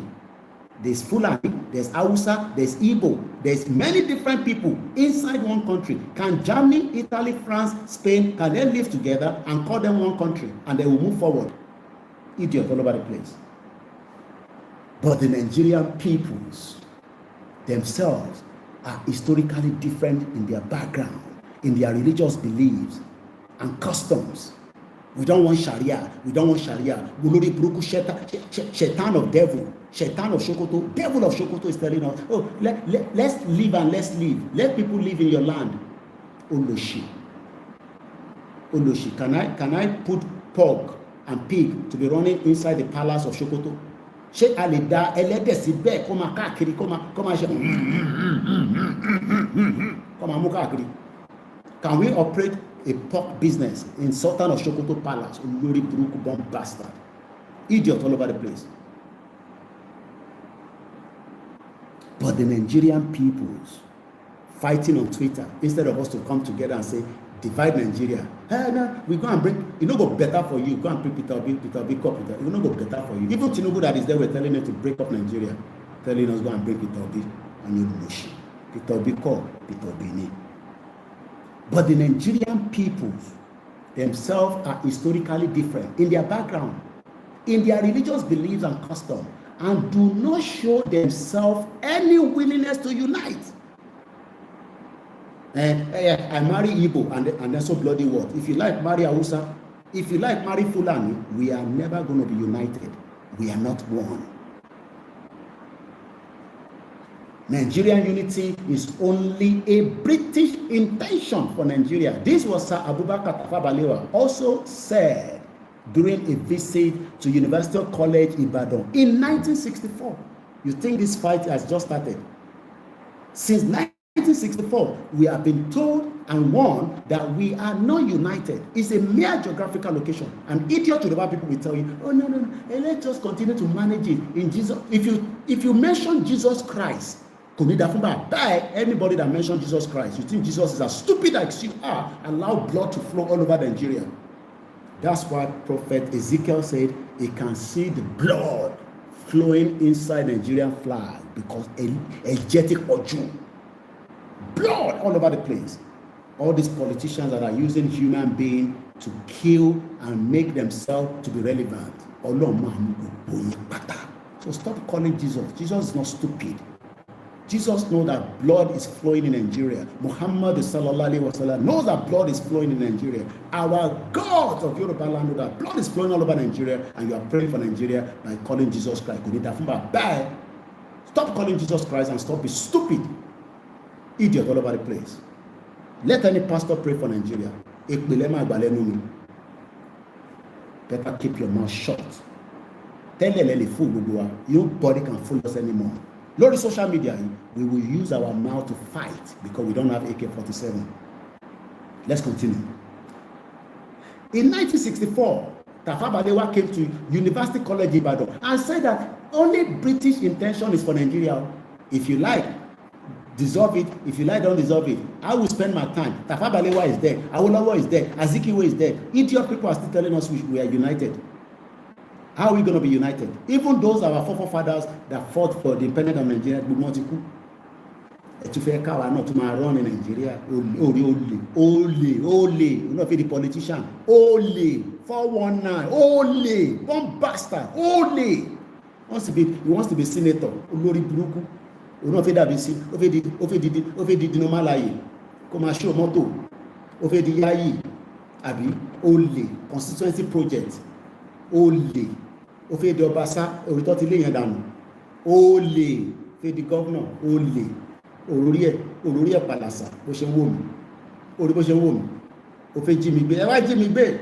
Tẹ́lẹ̀ pé tẹ́ bá jí mi gbé, èmi nìkan ni mo ń ṣe Yorùbá nation. They are more deadly people than me. À ń tọ́jú wọn pamọ́ ni. People that are deadly than me, they are there in Yorùbá nation. À ń pín wọn mọ́lẹ̀ ni. Tó bá fi wọ́n sílẹ̀, wá dà nǹkan rú bí wèrè. À ń tí wọn mọ́lẹ̀ ni pé no. Papa Kito is saying no violence in this movement. We will get our country, but no violence. You think if we kidnap it, that will be the end of Yorùbá nation? Ẹni ṣoríire. Gbogbo ẹni tó bá rìnrìn àjò pé kọ́ kidnap mi àti Igboho, ẹni ṣoríire òun máa pa gbogbo yín ni. Gbogbo anybody tó bá ń gbèrò pé ẹ máa kidnap Koiki àti Igboho. Pump bastard. Money mi ni the last man standing lórí ìrìn àjò yìí. Don't come back home. Kí ló wà ní home tí mo máa sá fún home? Tinubu ò padà wá sílé ni. After tó sá lọ sí London kó padà wá sílé. Gbà tó padà wá sílé kọ́ ló di gómìnà ló di Jagaban. Ta ló mọ Tinubu tẹ́lẹ̀? Idiot all over the place. Ẹnu ẹni gbogbo àjọ wà yìí. Even Sir Ahmadu Bello, the foremost leader of the northern Nigeria before and after independence, once described this amalgamation of 1914 as the mistake of 1914. So why are we keeping that mistake? Because that mistake is still costing the lives and the death of indigenous people on a daily basis. Since we don't have a government that can take care of us, why are we keeping it? What is the essence of keeping it? What are your benefits of keeping it? Oloshi. Look at the way they look at me. Bomb bastard. You are not benefiting anything than open your breast on TikTok so that somebody can put their hand in your breast and you're mad. Àwọn jẹ́nsí olórí burúkú. Ṣáwọn yẹn làwọn máa jókòó tì. Àwọn ọmọ jẹ́nsí òfòtí. Ṣáwọn yẹn làwọn máa jókòó tì. Ẹ máa ká wa ta serious ká put together ká tẹ̀lé Ìgbòho lẹ́yìn. Idiot all over the place. So if something is a mistake, how do you correct it? Your house foundation is faulty. You'll be building more on it. Gbogbo ẹ̀ máa collapse ni. They say the foundation of Nigeria is faulty and we are building on it. One day it will crash on every one of us and every one of us will die. Let's bombazo the whole foundation and let everybody go their separate ways. Everybody go their separate ways and reset everything, so that we can have a better life. So that we can't be scared of our lives inside our own land. Many Yoruba people, they build houses all over in their town with the hope that they'll retire there. They can't retire there. How are you going to retire in Ekiti when there's no light, there's no security? Even Fayemi cannot have his birthday in Ekiti State. They can't have their birthday there. They'll have it in Abuja. Adeleke will go from Osun State. Alomashi party in Lagos State. Kosheshe in Osun State. In August 1966, Yakubu Gowon olórí burúkú tó pa àwọn Biafra. 5 million Biafra were killed. Oloshi. Yakubu Gowon, you no go better for your papa. Oh, ní kú síbi táṣù ẹwà Yakubu Gowon. Gbogbo yín pátápátá. Mo mọ̀ bí tó ti fún ní general. Ìjà mélòó ló jà tán fún wọn ní general? General Muhammadu Buhari, General Yakubu Gowon, General Ọbásanjọ́, àwọn olórí burúkú, idiot all over the place. Àmọ́ bí tó ti general òfò. Yakubu Gowon, General òfò. Yakubu Gowon, who had only a few weeks before becoming Nigeria military head of state, made the following very deep statement. Suffice it to say, putting all considerations to test, politically, economically, as well as social, the basis of Nigeria unity is not there. Idiot. See them, Yoruba people, what ti kàwé, àwọn rò pé àwọn ti kàwé, ní Ìgbòho kàwé, Ìgbòho is illiterate. How can Ìgbòho be leading us? How can he be the one that is leading us? What is this Yoruba nation? Kò ní dá fún yẹn ní ṣoríire. Ẹ̀rí bẹ́ ṣe ń ṣerú Fúlàní. Ẹ̀rí bí gbogbo ṣe ń ṣerú Fúlàní. Ojú òtì ẹ kàwé. Fúlàní ló ń lead gbogbo yín. Fúlàní ló ń gbọ́ orí yín sẹ́gbẹ̀ẹ́ ló ń gba sóti. Gbẹ́gbẹ́gbẹ́ sí dáadé ẹ̀. Fúlàní ló ń gba yín. Fúlàní lẹ́yìn ṣọmọ ọ̀dọ̀ fún. Ẹ̀gbọ́n tí Yakubu Gowon sọ ní 1966, 6 years after independence, a year before they go into Biafra war. Ẹ̀gbọ́n tí Yakubu Gowon sọ, ó ní Nigeria economy, politically, as well as the social, the basis of Nigeria unity is not there. Do you know the meaning of base? Base, kò sí unity. A máa jà ká máa fi para wa ní. Then why do we have to kill each other when we can go separately? Divide Nigeria so that we can go our separate ways. Gbogbo tẹ́ ká àwọn tẹ́ ká máa sọ fún Tinubu nìyẹn. Keep quiet. Torí ìjẹkújẹ olè tó fẹ́ jẹ, they become board of janitor, board of chairman, wọ́n máa fún wọn lówó. Cash ló ń gbé fún gbogbo wọn. Wọ́n ti mọ̀ nísìn pé tó bá fún wọn, tó máa pè owó sàkáǹtì wọn. Traces máa wà. Wọ́n dọ́là ló ń fún wọn nísìn.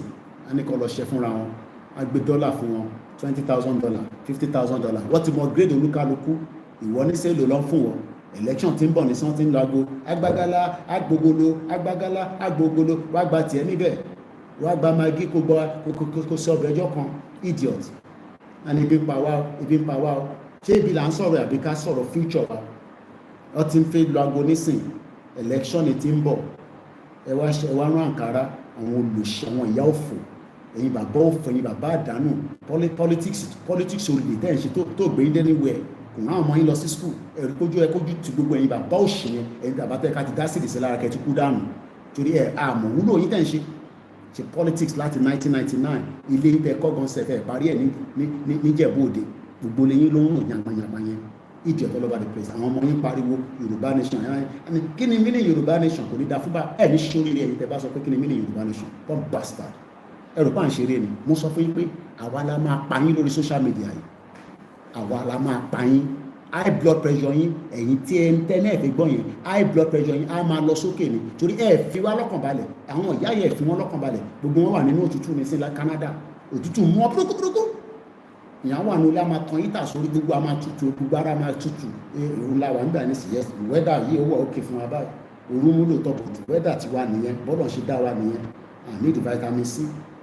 àwọn Áfíríkà ní sọkàn wá balẹ̀ àyà mi ò já ó lè bá tuntun dé London ní sí ẹ̀mí àkósókè ni gbogbo àwọn ìyá tó yẹ kó ti relocate padà wá sílé ó sì wà l'Amẹ́ríkà wà ní London ìlú ti wà frustrated àwọn nìkan ló ń dágbé nínú ilé àwọn nìkan ló ń dágbé ọmọ ti bá tiẹ̀ lọ ọkọ ti bá tiẹ̀ lọ tó bá tẹ̀sí lọ́kọ́ nù wọn ẹlòmíì ọkọ wọn ti kú ìyẹn lẹ́wọ́n ní káwa má bínú ẹni ká dákẹ́ ẹni tó bá ní ká dákẹ́ ìpìlẹ̀ máa gbà èyí diaspora kí ló ṣe ń ká yín lára táwọn tó wà ló ká wọn lára wọ́n lè sọ̀rọ̀ ní ìbẹ́ ti gáàgì wọn lọ ṣe lè sọ̀rọ̀ kò ká wọn lára tó bá tún máa ká wọn lára ńkọ́ gbogbo àwọn tó wà ní Dubai àwọn Ọlákúnlé Abdullahi gbogbo wọn àwọn tó ti travel lọ Dubai ó lé wọn padà wọ́n fún wọn níwèé wọ́n wà ní Nàìjíríà wọ́n ṣiṣẹ́ èèyàn ṣe yunifásitì tán kò níṣẹ́ lọ́wọ́ obìnrin wá jẹun tó ṣe ọyàn lórí TikTok odidi ọmú ó gbé ọyàn síta wọ́n ní kọ́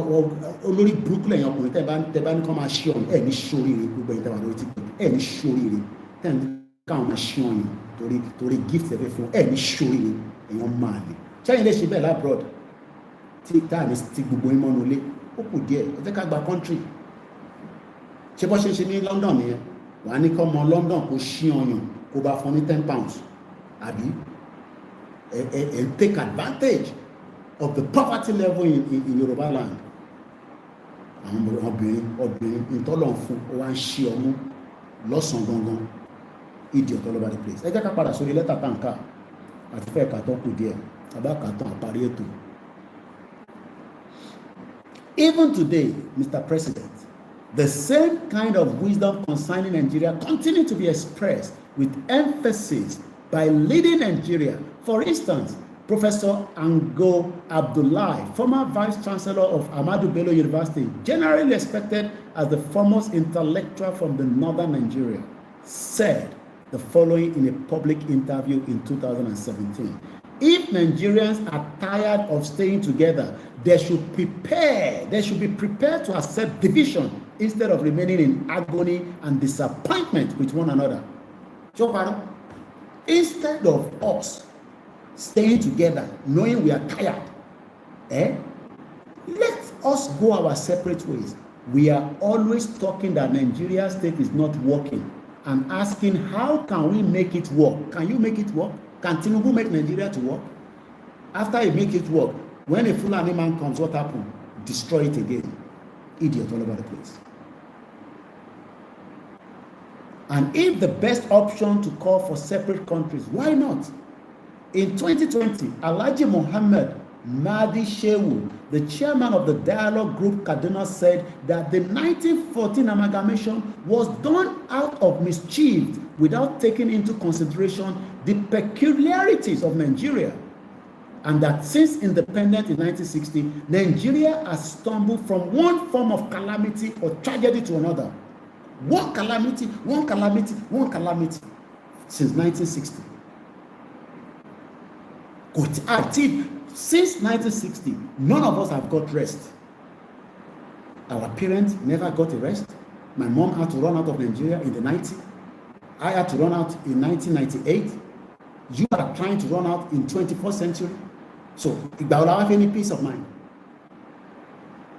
I'm asking, ìgbà wo gangan la fẹ́ ní peace of mind? Ní ìgbà wo la fẹ́ ní peace of mind? So why are we living in denial? And we have the best opportunity now to push it and get out. And some will tell you, no, àsìkò ìtìtò, ẹ jẹ́ ká jẹ́ kí Tinubu ṣe gọ́ọ̀mẹ̀ntì ẹ̀ tán. Ẹ tí mo tọ́ fẹ́ ṣe fún Tinubu, tó bá ṣe kú tó bá gbá Tinubu sẹ́gbẹ̀ẹ́ kan, kí ló máa ṣẹlẹ̀? You think Tinubu life is not at stake? We are just praying for him so that they don't kill him. We know that they plan to kill him because he's not dancing to their tune.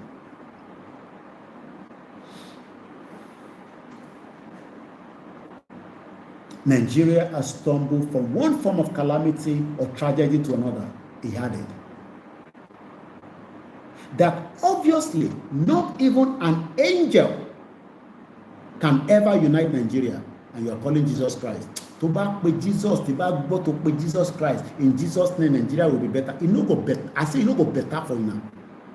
With the amount of blood that is flowing in that country. Call Muhammad, let me hear you. Sallallahu alaihi wasallam. wọ́n pé Mohammed ń gbọ́ ẹnu agbá etí ẹ̀ pé Mohammed. Saudi Arabia is investing $78 billion for protection of the people. They are not less than they are not even up to 40 million as population. We did the program 3 days ago, if not 2 days ago. Saudi Arabia invested from 73 billion to 78 billion for military security against their kingdom, so that no terrorists will come and they will be using Quran, because they know Quran is not going to work. You think they are stupid like me and you. You think Jerusalem is using Bible when they are using Iron Dome to stop any missile that is coming into their land. You think it's Bible that will sort it out. Obviously, not even an angel can ever unite Nigeria. For those of you that say angel, 31 million population with 78 billion as security budget. Oshoja, brother me, OLAKUNLE. 30 something million, and they are using 78 billion. That means they are using 1 billion to protect every citizen. Idiot. In Jesus' name, as we are going now, may Fulani will attack you, Oloshi. Because Babadebo himself is using security with fully armed to travel. It is not stupid like you and put cross on his car, because you know that cross is not going to work. Because Fulani care less about the cross. They care less about your Bible or your Quran in the car. They will kill you. Many innocent Nigerians have died thinking that they will use Bible to protect their cars, when it is the job of the government to first neutralize any Fulani that is on the road, so that you can travel freely on the road. Not that accident doesn't happen. An aircraft fall over in Brazil yesterday. 2 people died. Accident does happen. That is normal. But we are not talking about accident of Fulani killing us because the road is not secure, because of our stupid government refuse to put security as the topmost. Instead, they are stealing the money for security budget. And we know governor. And when we cause the governor, some of you will tell us not to ban Kimabu governor. I bet to be a mama. They have money to protect us. They keep the money because they want to run another election. We will wait and see. Any maku, any maye. Lot of time fight. Eje ka koko fi enu wa ka fi ja ka to bo soju titi. E ma e ka yan ojo anything. E ri pe some of us, we are already determined. This generation, we are determined. E ma gbagbe e je fe fun wa lowo 30, 96, 80, 88, 48. First Bank, OLAYOMI KOIKI. Every penny is very, very important. Ẹ̀yin tẹ́ ti fún wa, àṣírí àtúbọ̀ máa bù sí. Ẹ̀yin tẹ́ ti fún wa tẹ́yìn gbogbo ọkàn pé èmi náà lè fún bọ́bọ́ ìníjọ́ kan. Ẹ máa fi àdúrà lẹ̀ fún wa. Àwọn tó ń lálàá Koiki àti ríran ọ̀nà máa kidnap ara wọn. Bẹ́ẹ̀ bá kidnap mi, ẹni tó wà deadly, mo ní wọn lọ́wọ́ tó pọ̀, mo ń pín wọn mọ́lẹ̀ ni. Tá bá tú wọn lẹ̀, wèrè tó wà lórí wọn ṣúkúná ni. Ṣé ẹ má máa sọ fún wa pé Koiki ọmọ kidnap ẹ, tó bá kidnap mi, àwọn tó máa dìde bí tèmi wò wèrè tí wọ́n ó ju tèmi lọ. Bàbá kí tó yẹ nílé control wọn. Àwa là ń pín wọn mọ́lẹ̀, èmi àti Gbowó pé no, ntí bàbá bá sọ lámà tẹ̀lé. So ẹ má fi ọ̀rọ̀ kidnap fi dẹ́rù bẹ̀ mí. Kò dẹ̀ sẹ́ni tó máa kidnap mi. Èmi náà dúró. Ọkùnrin èmi náà ní dúró. Owó ló máa jẹ́, kò ní jàgbàdo. In tó bá gbà lá máa fún.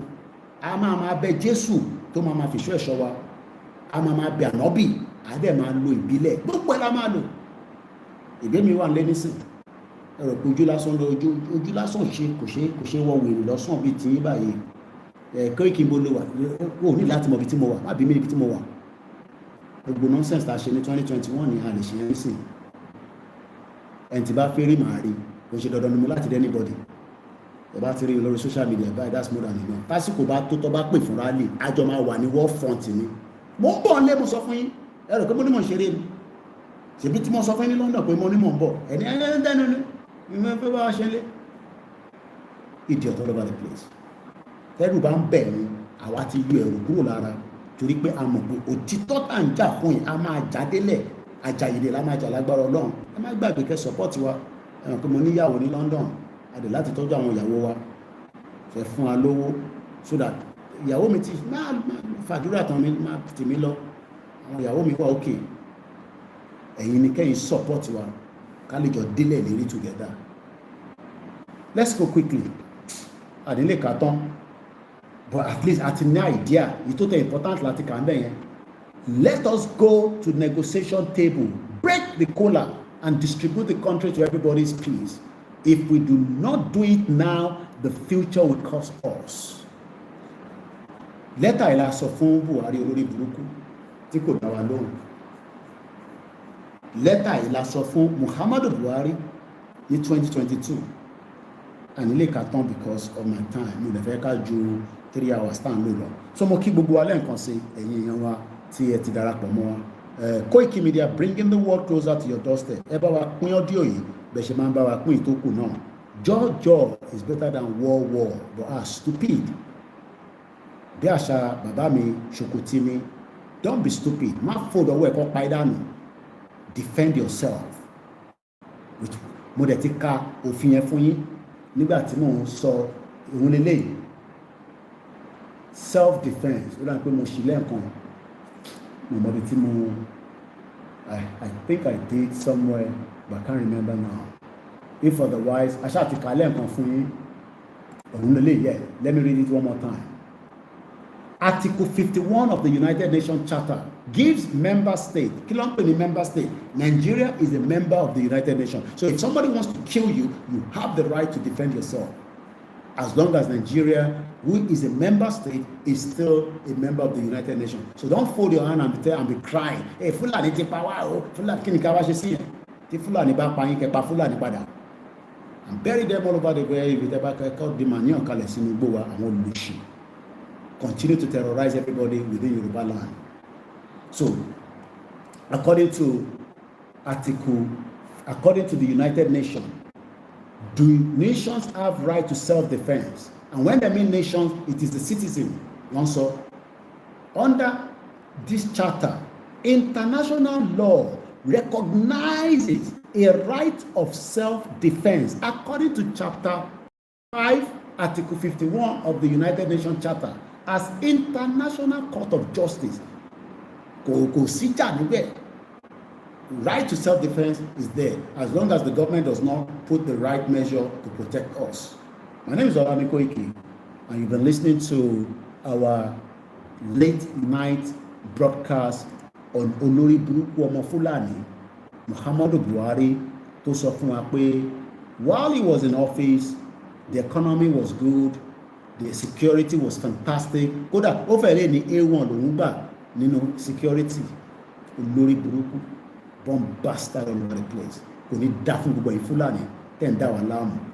Ọlọ́run máa dá yín láàmú bẹ́ẹ̀ ṣe ń dá wa láàmú tẹ́ jẹ́ kára yé gbé nínú lórí ilẹ̀ wa. Threatening our people all over the place. Mo lọ bẹ́ẹ̀ mo kí Yami Yẹmí tí mo fi tọ̀wọ̀tọ̀wọ̀ dárúkọ. Láì kí n pè é tán délẹ̀ torí àwọn tí abádárúkọ àwọn ẹlòmíì wọ́n máa ń fi mọ àwọn wo ló ń jẹ́ bẹ́ẹ̀. Mo kí Yami First Bank. Mo lọ bẹ́ẹ̀ mo kí Mr. Oyinlóye ẹ ṣé gan ni. Mo kí Poli Ọlákúnlé mo kí ẹ wàá rọ́wọ́ mi láìpẹ́ agbára Ọlọ́run. Mo kí ẹ Masby mo rí ẹ ń bẹ̀ mo fojú pẹ́rẹ́ because mo ń record lẹ́ẹ̀kan ni so mo dẹ̀ fẹ́ kí recording yẹn kó máa lórúkọ gbogbo yín jáde all the time.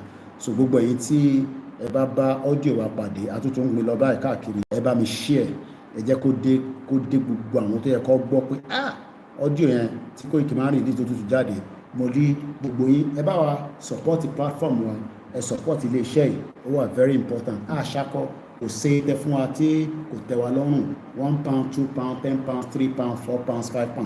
Mo kí ẹ ní gbogbo China Alekonde mo ní ibi tó bá ń lọ ni mò ń tẹ̀lé ẹ lọ tó bá sọ pé ó ti yá náà ni tó bá dẹ̀ ní kò tí yá a stand still. Mo kí gbogbo ẹ̀yin èèyàn wa o pé ilẹ̀ Yorùbá ọ̀ nígbà mọ́ wa lọ́wọ́ ọba ní Jésù mo kí yín o ó mà tí gíwá mo kí ẹ mo kí gbogbo ẹ̀yin ọmọ Yorùbá tẹ̀ ń bẹ ní Kánò ẹ má fi taratara sùn ọ ẹ bá ń sùn báyìí kẹ́ díjú kan nítorí olórí burúkú ni wọn ara ń kan Sultan Sokoto lọ́wọ́ yìí. Mo kí Mr. Ayuba Adebiyi Mr. Joshua Olúwaṣeun Àjàgbé mo kí ẹ brọ́dà mi kò ní bàjẹ́ fún yín gbogbo ẹ̀yin èèyàn wa tí ó jẹ́ kí ẹ ti grow Nàìjíríà ló dìbà growthness yín. Most of us should have been big man ó yẹ ká lówó lọ́wọ́ ká máa gun Mercedes ká gun Range Rover. Nàìjíríà ló ń hold wa back millionaires wọ́n kún ní China, millionaires wọ́n kún ní China bam látara kíni, látara gbogbo oríṣiríṣi iṣẹ́ àti business tó ń ṣe níbẹ̀ yẹn. Mo kí ẹgbẹ́ ìfẹ́lódùn àpapọ̀, mo kí president wọn, mo kí vice president Kentos, mo kí gbogbo àwọn tó ń bẹ nínú ẹgbẹ́ ìfẹ́lódùn, mo kí bàbá mi Aworo Ṣàṣà, mo lọ bẹ́ẹ̀ mo kí ẹgbẹ́ Ìgbòho Iron Lady. Ọlọ́run àbá ń dúró ti gbogbo yín, ẹ kú àdúró ti, ẹ kú ìfẹ́tẹ́ ní sólóyè Ìgbòho, mo kí gbogbo yín lẹ́ẹ̀kan sí. Mo lọ bẹ́ẹ̀ mo kí gbogbo ẹgbẹ́ ìlànà ọmọ Oòduà both home and in the diaspora, gbogbo yín pátápátá ni mo kí láì yọ ẹnì kankan sílẹ̀. Transfer program mi sí níbọ̀ wọ́n àpẹ́ látẹ̀ǹkan mo cross posted so kò lọ sórí the other platform kó tó di pé mo end ẹ̀gẹ́ kí n jù síbẹ̀. Mo kí gbogbo organization láti Yorùbá ni mí, Odùduwà kìíní kan, gbogbo ẹgbẹ́ kọ̀ọ̀kan àgbóyin pàtàkì, gbogbo ẹgbẹ́ yẹn ló wà very important and unique in this movement. Ẹgbẹ́ kan ju ẹgbẹ́ kan lọ, and like I always say tẹ́ wà ní Yorùbá land, ẹ má jẹ́ kí diaspora kankan including myself ká máa feel pé our superior against yín torí àwa labroad, bí a torí pé à ń fún yín lówó àbí torí à ń nawọ́ sí yín. No, blood kan náà ló wà lára gbogbo wa. Nàìjíríà ló fa ìtẹ́yìn fi ń sọ pé báwo ni tiwa ṣe wá rí báyìí. So àníyàn tẹ́ ẹ̀dẹ̀ jẹ́ diaspora, mo bẹ̀ wá, ẹ jẹ́ ká máa respect àwọn tó wà nílé. A lè dáṣe, a lè wà níbi méjì, a lè wà l'Amẹ́ríkà ká tún wà nílẹ̀ Yorùbá. So àwọn tó wà nílé náà ni la máa fún láwọn iṣẹ́ kọ̀ọ̀kan tó máa bá wa ṣe. You know, some of them can be pain in the ass, but ẹ lè blame wọn. Frustration Nàìjíríà ti pọ̀ jù, so gbogbo àjọ máa ṣiṣẹ́ papọ̀ ni. Olóyè ò lè dáṣe, like I always say. Lóòótọ́ akọni èèyàn ni, but ó sì nídìí gbogbo wa.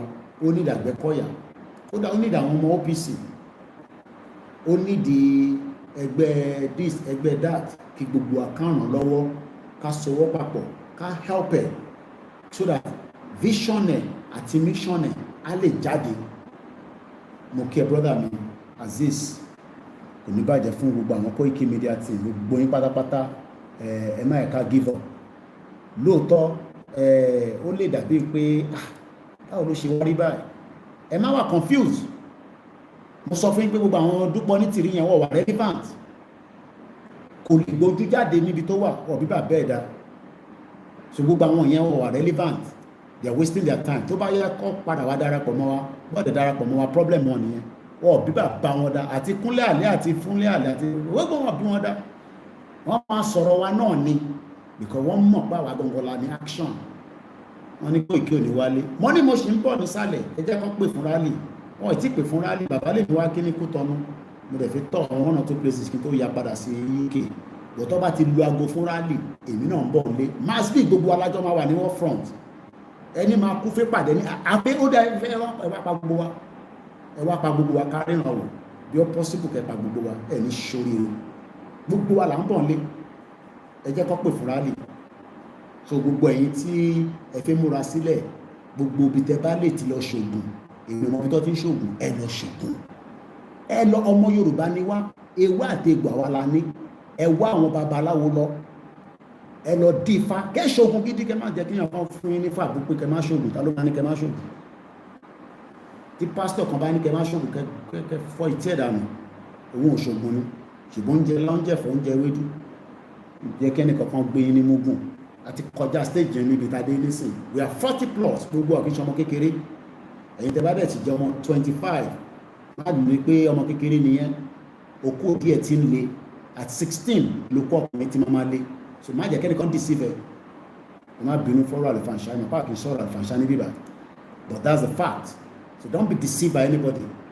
Kò bẹ̀sìn jẹ́.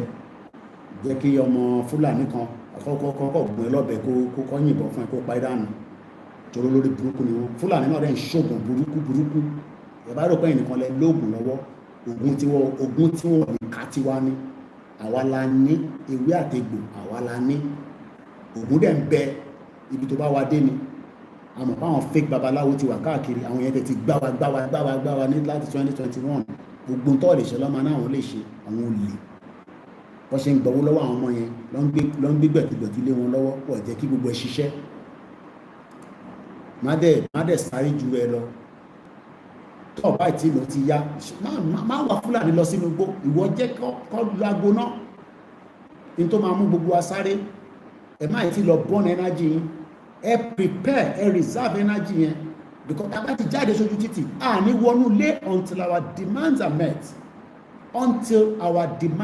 met and that's about it tonight àti ṣe 3 hours mo kí gbogbo ọlẹ́ nǹkan sí o and on that note we might not come out tomorrow Masbi ṣì fi ṣe interview fún mi mo mọ̀ pé ó ń dúró dè mí pé ìjọ ni bàbá ẹ̀ máa wá yọjú sí mi báyìí kó tó sá lọ London máa yọjú sí Masbi ìfọkànbalẹ̀ I'm still very busy at the moment but my daughter àyọjú àjọṣe program so and on that note mo kí bàbá Akíntóyè bàbá dáadáa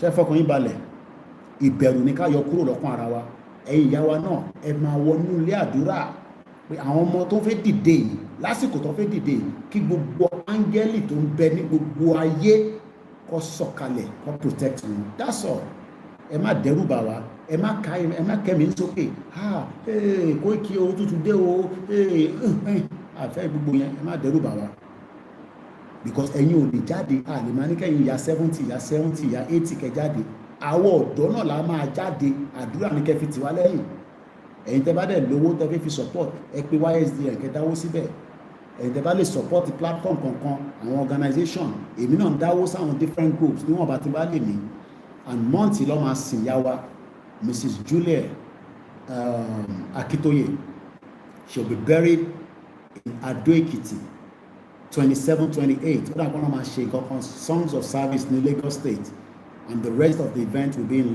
Ado-Ekiti so gbogbo ẹni tó bá fẹ́ support ó dàgbọ́ Ankara wà kí àwọn kan máa pè mí mo gbé wàhálà Ankara dání wọ́n ti fi nọ́mbà àwọn aláǹkárá ẹ pè wọ́n ẹ ra Ankara I'm not doing all this báwo Ankara ti fi dé London but I'm very busy because I'm here on the ground for a purpose and that purpose I need to complete it before I return back to London so mo ní time pé àfẹ́ ra Ankara àfẹ́ ṣe kinní kan so and I'm travelling in between but I don't have to tell you where I'm travelling to all the time so kò tó di pé mo máa padà lọ sí base mi ní London but for now I'm still in Africa and I'm still have to engage 1 or 3 people before I return back to London and on that note mo kí gbogbo alẹ́ nǹkan sí let's stay safe and let's also remain vigilant èmi náà wá vigilant kẹ́yìn náà wá vigilant okay and don't be scared ikú kàn sí lójú gbogbo wa a máa dàgbà a máa dògbò a máa gbádùn ilẹ̀ Yorùbá ká tó kú torí àgbádùn Nàìjíríà ń ṣe country tí yàn gbádùn so mo kí gbogbo alẹ́ nǹkan sí a very good morning and bye for now.